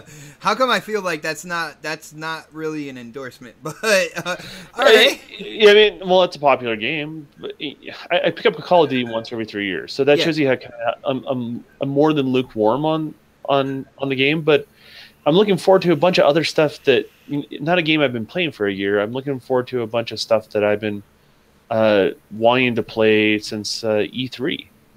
Okay. So.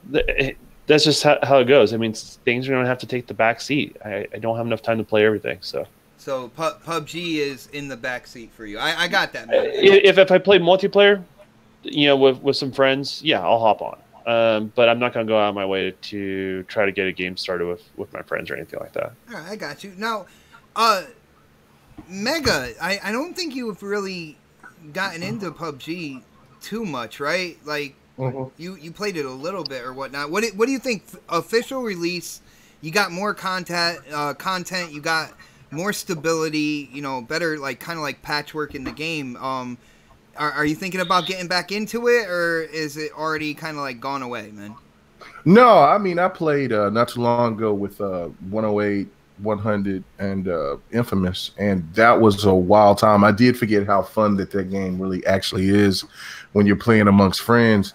And I played it I think 2 days in a row, and then of course I jumped back into Forza or then the Battlefield beta. But I see the importance of that game getting patched up and being sent out. It does. I did turn it on so I can get my achievements, but I did play, and it does run a lot better. It looks better, and that's great work from the Xbox team and for helping these guys to get it together. But it's still far behind from what the PC has done, and I don't think when it's you ever going to be equivalent to the PC. Like, it, if you look at it, and that's going to be, to me, that's going to be it's not so much its downfall, but that's where it's not going to increase its level of of sales on the Xbox One, because of the fact that because they know that there's another better version somewhere else.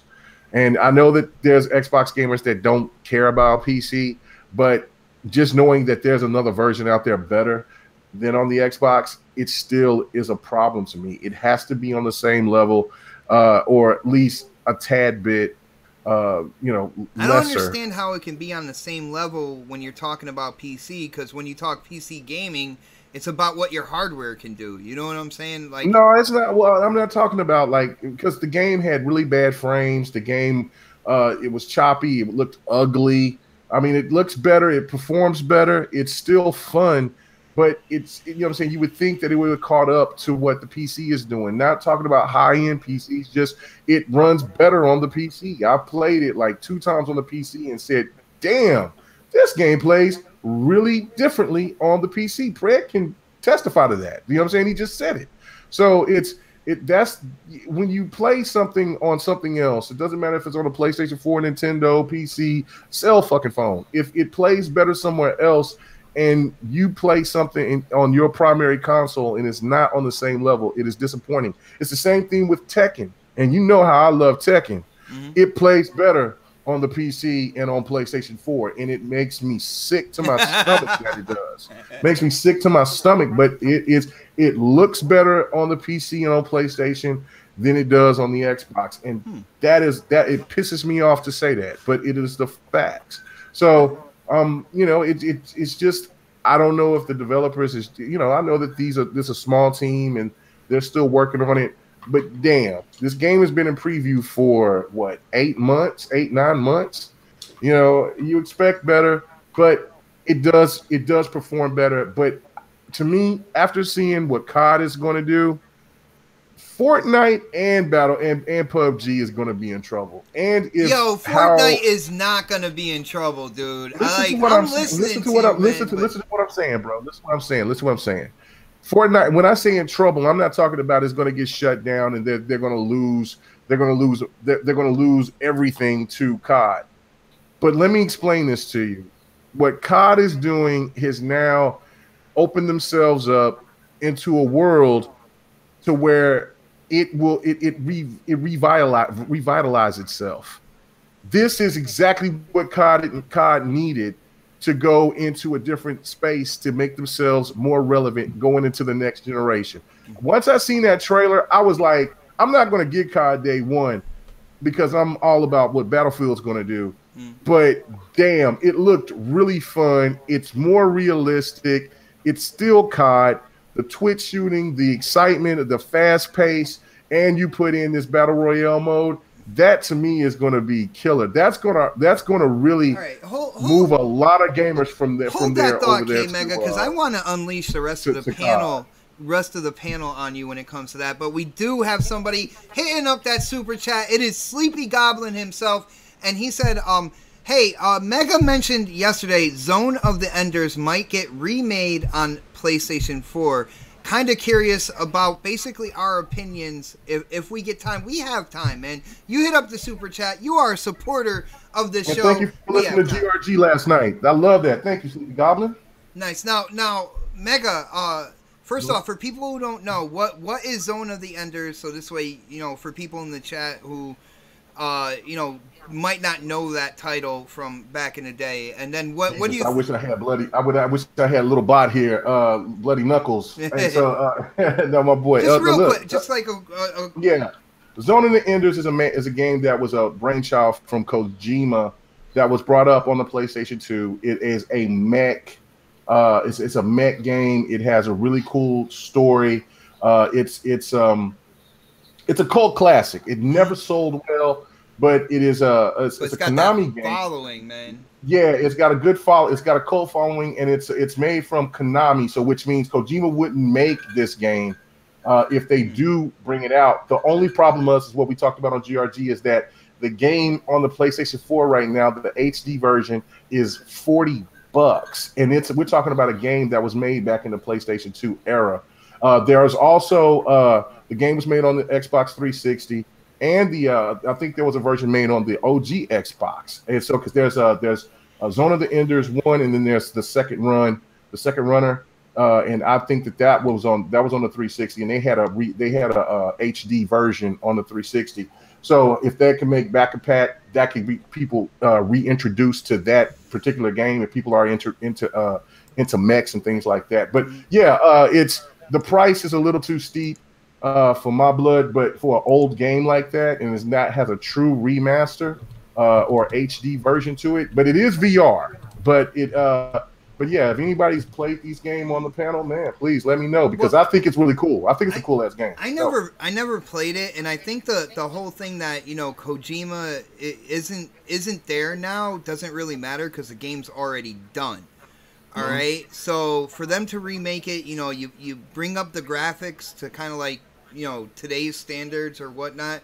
For people who love that game, I mean, they're going to put in the money for it. Me, myself, like I said, I never played it. I did hear about it, throughout the years or whatnot, but I never got around to getting it. I feel like Konami, ever since they lost this dude, they've been kind of scrapping for money. And I feel like this is just one of the ways that they're guaranteeing some flow going into their company, man. Not $40, man. Not $40. It just, for a game like that, in my opinion, Bot, is to come out and be $14.99 to $20 to $25 max, and have an opportunity. Hold on, if they redo it, it's not just HD. Like he's talking about a remake, right?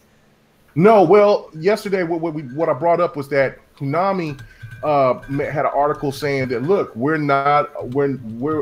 we would like to make, because there's the people that made the game was Psy Games, and they're still with Konami, and they say, look, we would love to make Zone of the Enders, but we have to see what the sale numbers is going to be for our HD version that comes to the PlayStation 4 and PC.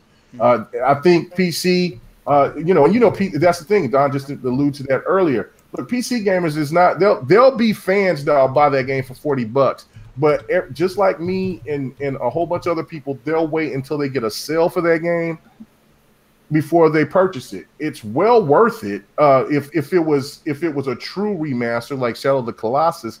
But the problem is that it doesn't look that good in the HD form. It looks just like it would on the 360. So if they did a negotiation with Xbox to where they could do a backwards compatible, I think that game would get a lot of traction. But again, it's just that they're still being greedy with money. Well, let's ask. Let's go to Dark. Dark, what do you think about Zone of the Enders? Is this a title that that you've played, and what do you think about them doing a remake, man? I've never played it, but I mean, if they did a remake, that would be awesome. I mean, I would actually like to play it. I know it's the $40. There's like a $40 version right now for it. I mean, I wouldn't mind trying it out. If they did do a remake or something like that. I don't really know what to really speak on this because I've never played the game. All right, I got you. What about you, Pred? Have you played this before, man? Predator. Yeah. Fred just went away. He just. Oh, he's probably threatening the kid with the gun. That is so bad. That is so bad to say. Man, I gotta try to pin this. The poll is up, by the way, just to let everybody know. I just pinned it to the profile. The poll is up for the best gameplay. Come on, pin the profile. There we go. So when you guys do get a chance after the show, go to my Twitter. It is @Xbot448 and vote for who had the best gameplay for next podcast, episode 105. Let's get back to PUBG real quick then. Don, have you played Zone of the Enders, man? Yeah. Yeah, and what do you think about a remake, man? Is it something that you would be interested in? Dude, it's a PlayStation 2 game.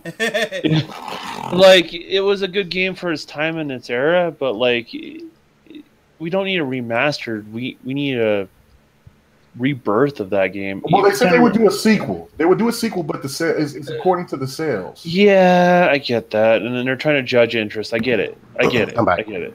But I'm not interested in buying it again. I'm moving on. Like we're talking about 4K and HDR and ray tracing these days. I don't really care.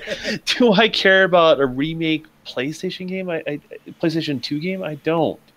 And I don't mind old games. Like they have their time and their place, but I'm not going to spend $40 on a slightly higher resolution game that shows its age. When I hear remake, I think of everything kind of like redone from the ground up. You know, I understand where Konami's coming from. They want to lower risk. Like I get this. I mean, I've been in meetings. I've heard all this talk. My peers and all sorts of different type of stuff. But like at the end of the day, Konami doesn't have anything else going on. So they need to decide what they want to do, where they want to invest, have their team be together that's organized, and go to town. They have a lot of IP they can pull from. And if they make a good game, they have a good, strong enough portfolio that they will be able to make something good. And I think they're also far enough removed from the whole Kojima thing that people are willing to kind of give them a chance. But you take an old PlayStation 2 game and you barely put any polish on it, and you charge $40 for it. Like this is not how you get in gamers' good graces. It's not how you do it. No. Like and it's just they have some hard lessons to learn as a publisher. I mean, they have great games. Like, and this is. I mean, I grew up with Konami. Like they've been in kind of like limbo for like a couple years, man. Like, and they made the mistake. I'm sorry, Don. I just want to say this point. They made the mistake of wanting to tap into the mobile market, and that's when everything went to shit with Kojima, and because they wanted, and that's the reason why Capcom was in such a bad thing, because they wanted to try to find that type of game that could be a heavy hitter like COD or like Halo, so they could just have that annual game to come out and they could still make their other games. They tried to dabble into that market, and it just didn't work because it wasn't traditional of what Konami and Capcom done. So they went into the mobile market. They're fully capable of doing it, though. They're like that's the thing. It's just like it's just managed poorly, is what it really boils down to. So, diversifying as a publisher, it makes sense. There are different types of gamers that just simply are not going to cross paths. Right. And you have to manage those expectations well, and you have to manage that money well. And just because there's a lot of mobile games out there doesn't mean there's console gaming stops. Doesn't mean PC gaming stops. It doesn't mean any of these other things. So they just have to just kind of stay on top of it. And I think they have a good franchise, and they can make a lot of money on those franchises. Pennsylvania. Exactly. This is one of just many. So they just need to commit to something. Put that work and effort into it. You build a good game, the rest will follow, and they just have to stay confident in their IPs and just focus on one, and then build upon that, and slowly but surely. But Konami, it sucks, man. Like, I don't know. I pull a lot of inspiration from their older games, myself. I gotta say, speaking about building good games and everything just comes along from there. We are gonna move on to our next topic, a next piece of gaming content that has come out, and it is Destiny 2 Forsaken. Oh man, what you gotta use words like that? Yes, why is this not the first topic of the night? Huh? Why is this not the first topic? What? No, that's why K Mega was late. He was hoping to miss it. Guys, I understand in the community we're in, there are people out there that have YouTube channels that are haters. Y'all shunned me. Y'all shunned me. I said, hey, I'm at a 320 level. I want to get up, so maybe I might want to consider getting this Forsaken. And nobody in the DM said anything to me. They just shunned me. I said, what? I thought I proved myself in the race. See, I can't speak for everybody. I cannot speak for everybody. I don't know what was going on in that DM. I told you that I didn't say nothing. You in the DM. I told you I kind of chilled out, from Destiny for a little bit. Only kind of went in occasionally. What's a little bit like a day? until Forsaken came out. But I will say, with this new DLC, it's got a new story to it. The Forsaken story. In this story, unfortunately, one of the characters, probably like the most loved character in the Vanguard, an exo, or kind of like a bot, man, which it's a sad day, for us bots. Cade 6 is gone. He was killed in the DLC, and that's pretty much what starts your story off. With this DLC, a bunch of new content. Of course, there's going to be a new raid that starts next week. I believe it is Friday that the new raid's going to start. A bunch of new weapons, new armors. They kind of retooled Crucible. They retooled kind of like how you get exotics and stuff like that. They added bounties to the game. They added a new gameplay mode called Gambit. Just so much stuff there. And for the base DLC, it is $40. I'm actually gonna go to somebody who has played the game, and then I'm gonna talk to you other scrubs on why you're not playing the game. Oh, so yeah. So Dark, you have had hands on with Forsaken. Like I said, a lot of changes, a lot of you got random rolls when it comes to armor. Different perks are dropping for armor and weapons. New gameplay mode, new story and everything. What do you think about the DLC, man? Is Destiny back to a point where you're enjoying it, man? I'm enjoying it, but this is what Destiny should have been in the first place. This is what we can talk about the coulda, woulda, shoulda. Listen to this damage control. Yeah, but can you just not defend it and just we'll have a conversation? Yeah, have a conversation, asshole.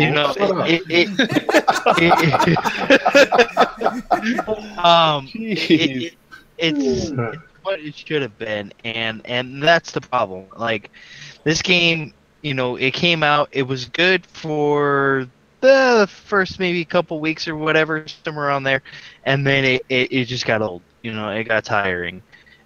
And now with the Forsaken, it's like they added so much, and I can see why it's a $40 DLC, because of the fact that it does have a lot. It does have a lot of content. The Gambit mode is really fun. Being able to go in there. You don't even have to go in there with a team. Like, I went in there just by myself, no mic, no nothing. Just went in there, just me and the controller and the TV and my Xbox, and that was it. And I had a blast, and I didn't even need a team to really, figure out what I needed to do. I just kind of already knew what I needed to do. And that mode's really awesome. That mode's really cool. The story mode, I haven't really delved into too much of it. I haven't really played much of that. I've actually been grinding a lot. Man. Yeah, I've been grinding actually a lot.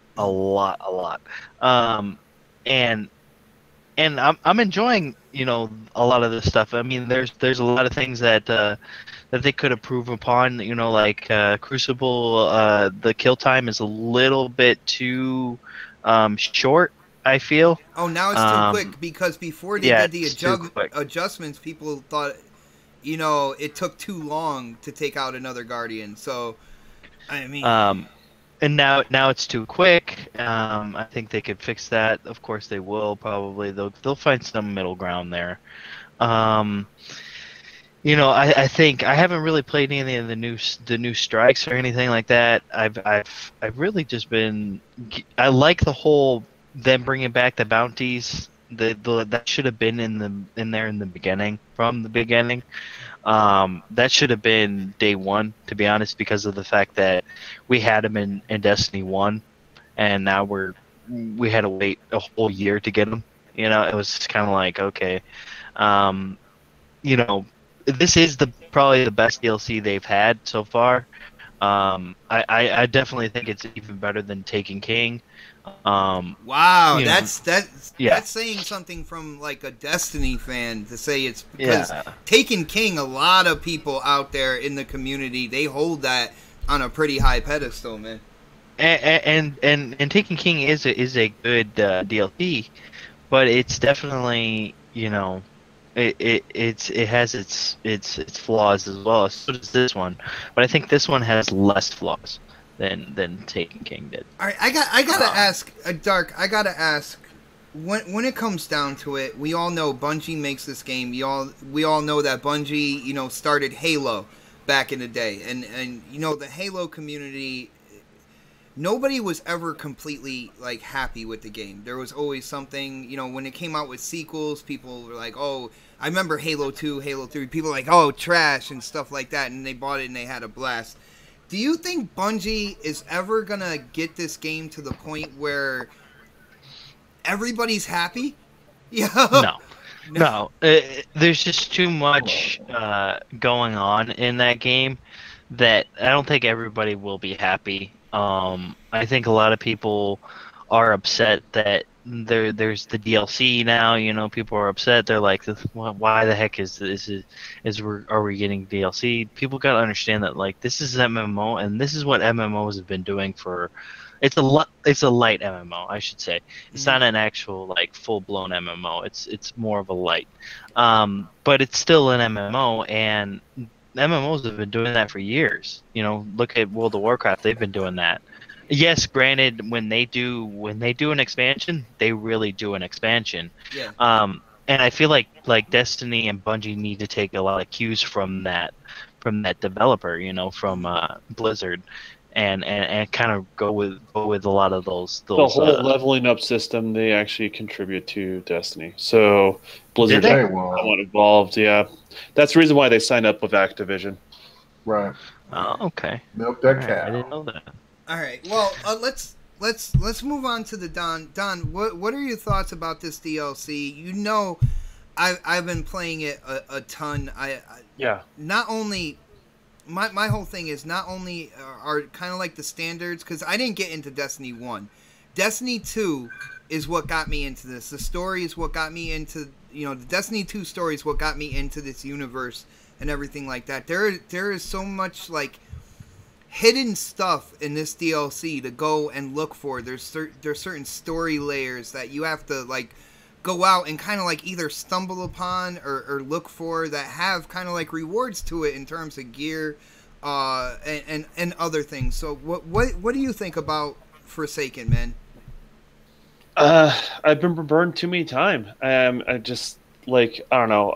There's parts of my gaming this generation that I've played Destiny. I played a lot of Destiny. I played over 33 days and 16 hours between both games. So I put in the time. You can't say I haven't. But to be frank with you, it has slowly been going downhill. And really, realistically, a lot of the changes they've been doing really kind of hurt the community that plays the game. And the game is only as good as the people you play with. The game is solely dependent on that. Destiny 2, I say this all the time. People, when I say, hey, I haven't done a raid, they're like, oh, I'll do a raid with you, add them to the friends list. Next thing I know, I see they don't play Destiny anymore. Or I try to hit them up and they just ignore the chat. And then I get it. People play other games. Same here too. I'm not mad at those people or anything like that. I get it. But I've seen this slow digression with people just not interested in helping people out. People are always consistently looking for their own personal interest and not really trying to be part of the community. And that's what was so cool about early part of Destiny. Now it's just not there anymore. And I shouldn't have to go hunt for it. It used to be like I go to the tower and I would get 4 or 5 invites just to go do a raid just because I was at a certain light level. That doesn't happen anymore. No, it doesn't. It doesn't. And so to me, and here's the other thing too. People always try to put the game too much on a pedestal. It's like the same thing when we talked about on the whole Spider-Man game, where it's a good game, but it's not a perfect game. And so when Destiny 2 came out, they said it's the best first-person shooter this generation. I'm like, no, it's not, but it's fun, right? And things like that, just I don't know, I just gotten sick of it. I even tried to get into it. I bought the last 2 DLCs, played through them, and I'm just not interested to continue on.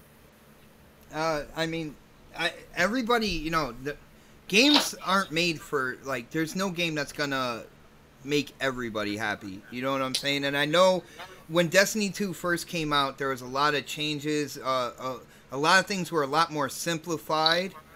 That's not what I'm complaining about, though. I'm speaking in general. Like, I've heard horror stories with Destiny 1 from multiple people that talk the direct opposite of what you're saying. So yeah, I'm hearing what you're... I'm hearing obviously you haven't put the time I did into it. Like, well, Iron Lord's podcast, they have definitely put the time in there, man.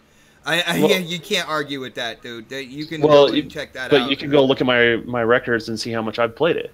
Okay, and they've tripled that easily. Well, then again, never had the problems they're talking about. Okay, all right, and that's cool. I'm not saying, like, you're the one sounding a little more competitive. This is the problem. It's like every time you talk, and this is not just you, Bot. Like, anytime someone talks negative, there's weird things with Destiny, right? Either people just talk so negatively about the oddest things, or they defend it no matter what. And there's no, like, middle ground. What I'm saying is the community is simply broken. And there's less people playing this game now than when it launched. I still want to see those numbers that you're talking about, man. Go look them up. I'm sure you can find them somewhere. Well, dude, you're the one telling me them. You should be able to give me these numbers. Like, look. I'm just saying. Well, I should be able to go. If it's a good game, I should be able to go on my friends list. If people actually game, I have over 30 and people be able to playing join right them. now. I have over 30 people playing right now. Yeah, well, guess what? When I also bought the DLC, you were nowhere to be found when I was trying to play with you. I played twice with you. I'm sorry that it didn't go with your scheduling. I'm just telling you the harsh reality. So you can try to protect it all you want, but the harsh reality is people weren't there to play with, and then I couldn't get people to join. So it's like, what do I do? Like, and I played with you when it first came out. And that's about it. As soon as I was raid ready, nothing else happened. Everyone just dropped like rocks, and none of those people have gone back. The only people I've seen played really on my friends list is either you or Mooch. Oh, well, like I said, on my friends list right now, like, there are over 30 people playing. I am a part of the Iron Lord podcast clan. I know. Okay, so Roush. Hold on. I have to join a podcast group that talks about Destiny. No. See, I wasn't talking about that for that, dude. I was gonna say Steven Roush was talking to K Mega, talking about the Iron Lords clan, and I wanted to let Steven know that I am also a part of that clan. Is what was going on there. But it shouldn't be that hard to find people to play a game if a game's good. They do have kind of like when it comes to the bigger things like the Nightfalls and stuff like that, they do have what they call guided games where two people from a clan will join up with you, you know, and if you're solo and complete Nightfalls, they even have that for raids. Have you even tried that whole thing out? I did. It's a fail. I'm trying to tell you. I'm just trying to give you. I'm trying to tell you the community is not there with Destiny 2. See, and the funny as somebody thing to is, experience both. I'm just saying, like, I maxed out my light level on both. I put in the hours. Okay, I got you.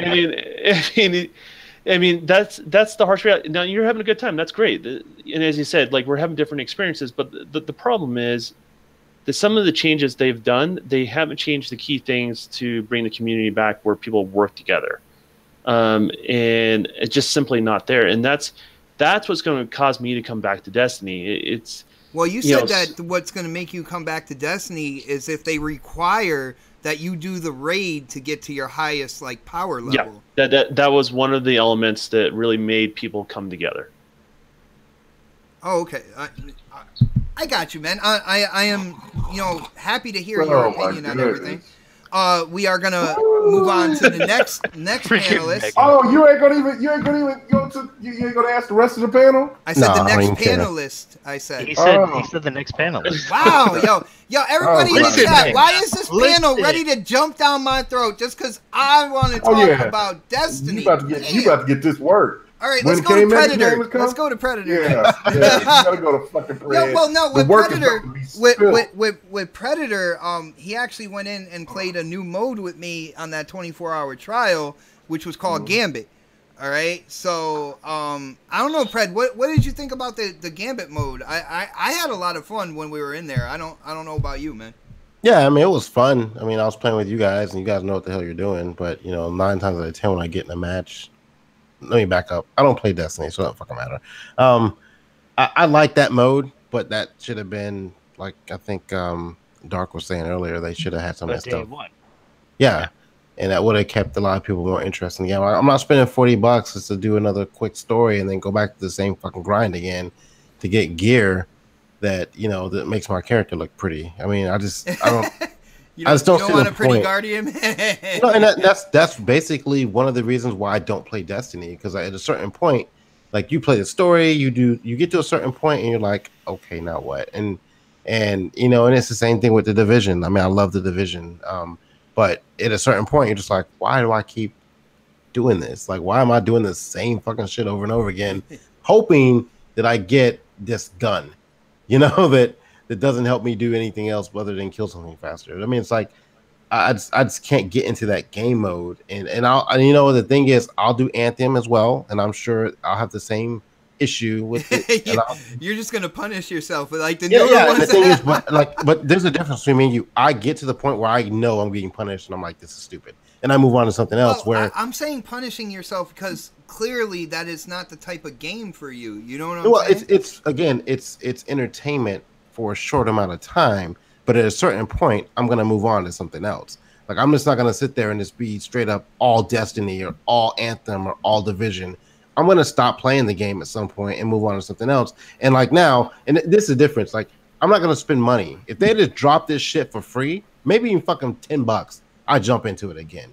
But for $40, I'm not doing it. Dude, that's not it, because they came out with a season pass as well. How much is that? When that's another $30, right? I got the $80 version, right? Like I said, I was not burned by Destiny 1. Dude, everything that you're saying, I was pretty much saying with D1, all right? I will say that with Destiny 2, the story got me into it. I started checking the lore and all that good stuff, kind of like, that dude Bife on YouTube? I don't know if you know him or not, but he goes back into kind of like the lore of the universe and everything like that. And I got caught up into it, man. But I was right there with you, dude, with Destiny 1. Well, and this isn't just Destiny 1. I mean, like, I didn't get into Destiny 1 until the Taken King. And I jumped into it. I played it for a little bit, and I was like, okay, this isn't, this ain't my bag. So I moved on. At a certain point, I got to a certain level, and I'm like, okay. And I started realizing I'm doing the same thing over and over again. I'm like, what do they say? The definition of insanity is doing the same thing, expecting something different, right? So, like, I'm just like, why am I playing this game fucking for 12 hours, hoping that the fucking dice rolls in my favor to get this fucking gun skin that I'm looking for, or something like that. And this is a typical example of something I easily just pay for. Let me just pay for this fucking skin instead of fucking grinding this shit out for fucking 12 hours to do this. Oh shit, sound cut off. Hold on 1 second, guys. There he is. He's back. He cut me off on purpose. No, I was gonna actually tell you that. But like I just can't get into this game mode, like just doing this repetitiveness over and over and over again when there's so much other shit coming out right now. The game mode, like, you tried the 24-hour version. I'm just saying that there was only one map there. There's at least 4 or 5 maps for that game mode. You put Crucible in that, which is PvP. You put in the kind of like group activities that the Don was talking about. With Nightfall, strikes, and raids and stuff like that. Yeah, I understand. I don't like this. I've never done a strike. I've never done a raid. And maybe that's my fault. Maybe it's my fault not liking the game enough to want to do it. They're all like, they're mini stories. They have backgrounds and everything to them. I've tried them, and I'm like, I don't feel like doing this shit right now. And it's like, and there's just so many things I don't like about the game, and there's just few things I do like. Like, I like the story. I like the mode we played the other night. But that's it. Everything else is just a grind to me, and I'm just like, I don't feel like doing that shit. And dude, I know. I was gonna say, each to their own when it comes to it, man. Like, I can see exactly where you're coming from, and even with the Don, I know people are like, oh, Xbot versus the Don and everything. I appreciate his opinion on things. It's just if anything, before you start making these other friends, I was playing with you to try to get you into Destiny 2. Like, so like here's the numbers as far as Destiny goes. So 10 point. Okay. No, don't turn into that. So it's 10.7 million total tracked players on Destiny 2, which is a big number. Okay. And that's since launch. Hold on, 10 million. 10.7. Almost 11 million. All right, I got you. Yeah, exactly. I was going low, man. I was going low. Okay, so since the DLC, and like we're gonna go back to this, right? Because this is just a snapshot of where we're at right now. And the DLC just came out, so not everyone just bought the DLC, but it also generates more interest. It's at 4 million players total tracked yesterday. That's between Crucible players and PvE players. Okay. And that is both on PlayStation, PC, and Xbox. Yeah, and so was the other one as well. So. Yeah, exactly. All right. So that, I mean, that's where that's what I'm trying to illustrate is like every time they do these, and this is just the problem with Destiny faces, and I don't know if Bungie knows.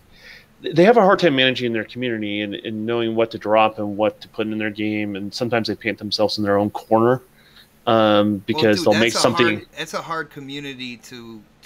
Yeah, because they may make an accident, but people like that accident, and so they don't want them to change that particular element of the game. But I just don't see that number going back up until they release Destiny 3, because every time they do these DLCs, they fracture the community. So some people just love it, and then other people are just like, I'm out. And you know, Don, when talking behind the scenes and when we're in party chat or something like that, that was something when you said that, I was like, you know what? I can absolutely see that. Yeah, and then this one's exciting because there's more story. There's something that happened that has some sort of impact that people are connected to with Cade, and I get all it right now. I get all that. Like in regards to that, so like I get where Destiny fans are coming from, but I don't see that. Like for example, they can release a DLC that's twice as good as this new Forsaken one, right? In 4 months, and the reality is that number is going to be smaller because you now fracture the community once again. And I don't think they're going to get that reboot until they release Destiny 3. And the question is, how are they going to manage it from Destiny 3? Like games as a service, it's tricky. People want to do it. I would say there's not been really any studio that's done it really great. In regards to that, where that number continuously goes up, except for World of Warcraft. I think they're the only exception to that. So I got you. We got to get K Mega's thoughts and opinions on here before we chime out. He said he is going to go cutthroat, man. So Mega, I didn't say so much, because I just was just going to give my opinion. You know, I don't hold back. I just say what I say. And that's why I love this panel. Like people don't understand. Like that's why I'm glad you guys get me, because a lot of people out there would think that me and Don are beefing or something like that. It's not even like that, man. We talk like this like all the time. So funny thing is, Bot's going to be trying to get the DLC from you somehow behind the closed doors. I mean, that's just kind of how he is, and I am vice versa, even if we don't like something. So right. So Mega, go for the throat, man. What's good? Okay, so this is the thing with me, right? So I've told the story about how I played. I was all in on Destiny 1, got it day one, was playing it.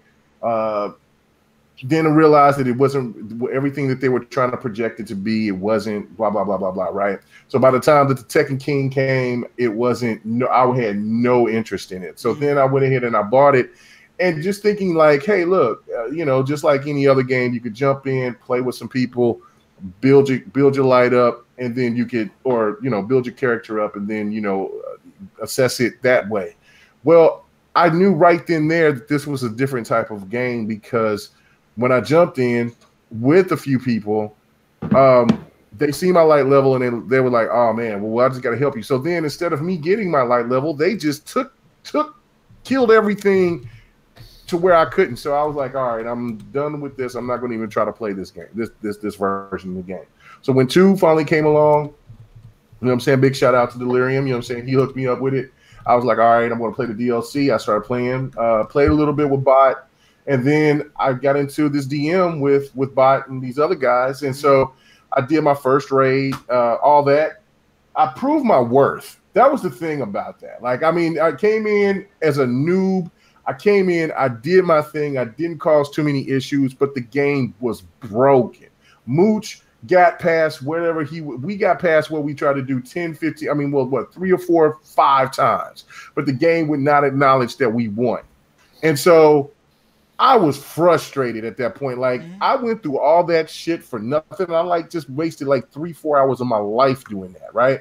But I was okay. So then we did the other part of the raid or whatever that, the strike or whatever that was with the big dude with the goblet. You know what I'm saying? We couldn't get past everybody was kind of getting, yeah, we kind of got tired, and so he was like, all right, so I'll jump back on it here again or whatever. I didn't hear anything else from anybody else. Nothing, right? So then I seen that there was going to be this. So was it crickets? Oh, it was crickets. Like, I mean, I'm still in the DMs, right? But so I was kind of like, all right, I got you. You know what I'm saying? It's all good, whatever. I see the guys that are talking about they having a good time or whatever. So I'm like, you know what? I might want to try to jump into this and get my light up and get this DLC. Give it another chance. Give it another go. I said, hey guys, I'm ready. You know what I'm saying? Hey, look, I'm like at 300 and something. You know what I'm saying? I'm thinking about getting this DLC. You know what I'm saying? Whoever wants me to run, I see you guys about to run. Hey, if y'all want me to come in, let me know. I didn't hear jack shit from nobody.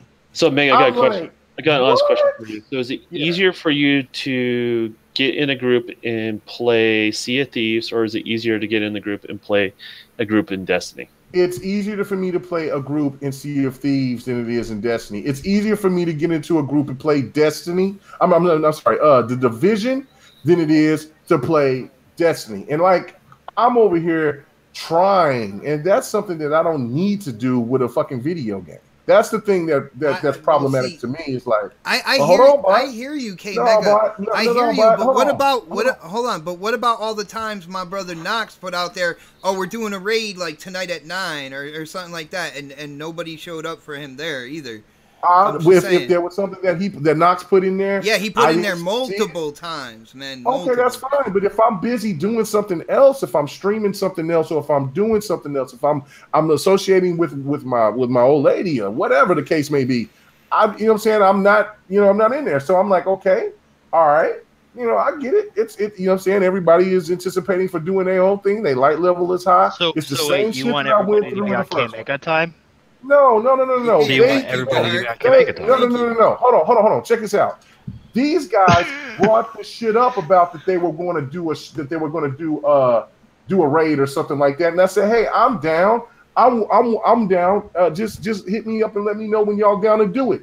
Nobody didn't say that they were going to do it. It wasn't that I just came out of the blue and said, hey, I'm ready for you guys to start something because I'm ready. They brought up the fact that they were about to do something, and I was like, hey, I'm down for it. It's still in the DMs.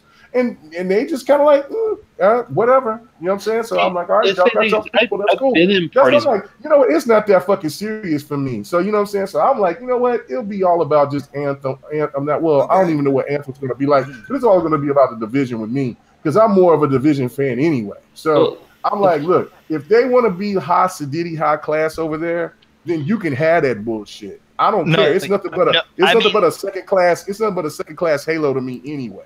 I mean, you're right. You're right. No, I'm being honest. I don't. You're care. right about.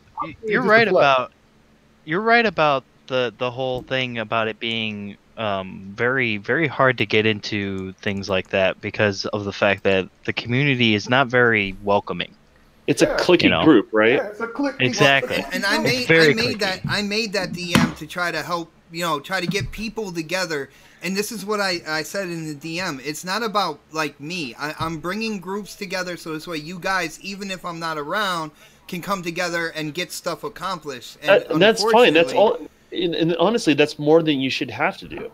Right. No, I mean, nobody's knocking that. Look, I get that. Like, I've seen you guys, and they said you had your people. And there was times I'm like, man, I want to jump in here, but I seen that they already had the people. But it was already brought up, and then there was really nobody that said anything, and I said something, and I'm like, yeah, Mega's Light ain't, he ain't been in a while, and you know what? I'm not even, it ain't even about that with me. You know what I'm saying? Like, I can jump into any other game, and I can participate. It doesn't matter about my light. It doesn't about my level. It doesn't matter about anything. We're just jumping in to play the game and to enjoy it. I get if I was over here being an asshole and not doing what was asked in a raid or something like that. But once I learned it, I was all about it. I was a team player, and that's all that should matter. Fuck what my life, you know what I'm saying? I just play the fucking game. Here's the thing, Mega. I played plenty of raids in Destiny 1 where people didn't know it. And we've always brought people in, and maybe it was just a group of people I was playing with, and that group is over the game now. But like we would bring people in, and we would play together. It's not a big deal. This sort of stuff wouldn't come up, right? We would just play. All right, guys. My bad. Go ahead, man. But no, you're fine. Yeah. We're done with it. I just expressed my point. I'm like, it's crazy, man. I got some Destiny 2 to get into, man. We gotta wrap this shit up, yeah. Yeah, we got some Battlefield 5 to do and whatever. You know what I'm saying? It's all good, man. Let's wrap it up. But again, huge shout out to everybody. But I'm happy that you guys love Forsaken, man. There's no doubt about it. And you know what I'm saying? Dude, the story is fire. I felt a little overwhelmed at first, which is why I think Bungie made Destiny 2 the way that they did in the beginning. They were trying to get more people involved in it, kind of like on a easier level, and I think they had planned this DLC in the future to get more technical with like the grind and where you're getting stuff and like what you're doing, and with that they succeeded with me, you know what I'm saying, because I got in on that kind of that light version of Destiny with the Destiny 2 launch, and now they're kind of guiding me into more of what they kind of did in Destiny 1, where in Destiny 1 they just kind of threw it out there, and like when I looked at it, I'm like, oh crap, you know what I'm saying? Like Destiny 2, for me as a gamer, they did it right. They started me off light. They're just randomly dropping exotics. There was a couple exotic quests to get you used to it, and now with Forsaken, they put in the bounties. They put in all like these branching storylines that go here and there, and exotic quests and stuff like that. And I am having a blast. But like I said, we gotta wrap this up. Huge shout out to the chat. Thank you guys for hanging out with us. I know it's Saturday night, and gamers got a game, man. We gotta get those controllers in our hands. So like a 40-year-old with a comb over, we have to get those plugs in. And I am gonna start with the man who is obsessed with Jeopardy, of course, Predator. Why don't you let people know where they can get a hold of you and what you're up to for the week, man? Predator_HOS, pretty much everywhere. Not Facebook, Jesus Christ. Twitter, on YouTube, Xbox, and PlayStation 4. Catch me in anybody's chat, basically. If you guys are on a podcast, I'm probably in there listening as well. So make sure you follow. Make sure you guys vote for fucking Pred, because I'm losing right now. What the fuck is the problem? I'm not even. I can't even see my freaking Twitter froze. I can't even see who's winning. So, but let's move on to my adversary tonight. Of course, the Don. Yeah, it was funny seeing that in the chat. But Don, why don't you let people know where they can get a hold of you to tell you Xbot is right, man? Yeah, which is the Don_KTR. So, I'm sure just get all those Destiny players to say something, right? Oh wow, there's a lot of them out there, right? Oh, I play with a certain few. Like I said, like no, I'm giving you a hard time, man. But that being said, yeah, feel free to follow me on Twitter, which is Don_KTR. Nice, brother. Yo, Mega, it was great to have you back, man. It feels like, family reunion, everybody back together again. You were on a 2-week hiatus where you were hanging out in New Orleans, all that good stuff, man. But why don't you let people know where they could get a hold of you, and that you got to unravel that scroll one more time for the community, man. All right, man. Appreciate it. Glad to be back, as always. You can catch me out on the GRG podcast every Friday night after Crossfire. It's 8:30 Central, the best spot. I think it's like 6:30 Pacific. I don't know about all that. And it's like 9:30 Eastern. Yeah, I guess. Anyway, check out the GRG podcast, man. I really appreciate it. Yeah, and you know what I'm saying? Check us out on BGST.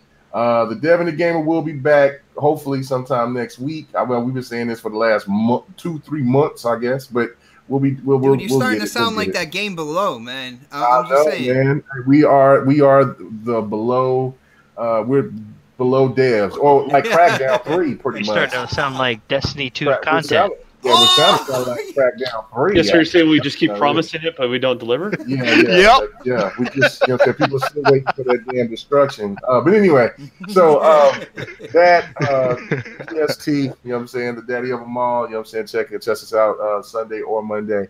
And man, you know, it's a big shout out to Intro Media Gaming. And man, yeah, check me out on my channel, KMega405. I will be starting a GRG podcast page on Facebook and on Instagram, so get ready to check that out. And man, we'll be streaming something. So yeah, it's all good, man. Thank you for hanging out with us. Yeah, nice, man. Thank you. And did you say Intro Media? I didn't hear Intro Media, man. I did. Oh, you blended that in there, like I blended that in there. Oh, damn it. Yeah. All right, yo. The Angry Otter himself, Dark Optimus, a.k.a. Dark Goldblum. Why don't you let people know where they can get a hold of you? Just to let you know, after the show, if you're on Destiny 2, you can just join me. No problem, man. I got some Nightfalls and stuff like that to do. So let people know where they can get a hold of you, man. Yeah, you guys can find me on Twitter, Dark Optimus. You guys can also find me on Xbox Live, the same name. You guys can check me out every Thursday on TSGP. That is the Saltiest Gaming Podcast at 9 p.m. Eastern, 6 p.m. Pacific. You guys can always find me here hanging out with these guys. Yeah, these guys over here. These guys over Hey, here. Dark, I would pick him up. Yeah. Hey, Dark, I would pick him up on that offer. I mean, Destiny 2 players, that's a rare breed. Oh! I know, man.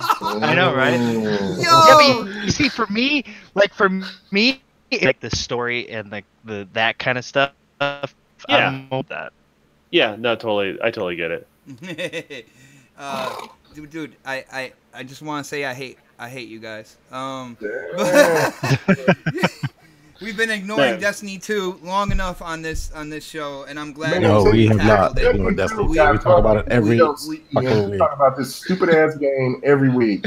No, I don't know what you're talking about. But yo, like I said, huge shout out to the chat. Thank you guys, all the supporters out there, all the sponsors. If you want to be a sponsor, just go ahead and hit that green button at the top of the chat. We do have some emojis and stuff like that you can use in the chat that only sponsors can use. I'm looking to get more sponsors so I can put in more emojis. Maybe a Destiny 2 hater emoji or something like that in there. But guys, it's been a blast, and I'm just going to end it the way I end it every Saturday. We will check you out next Saturday for the next podcast. Have a great weekend, everybody. Man, I should be a lot nicer to Bot. He's an endangered species, I just realized.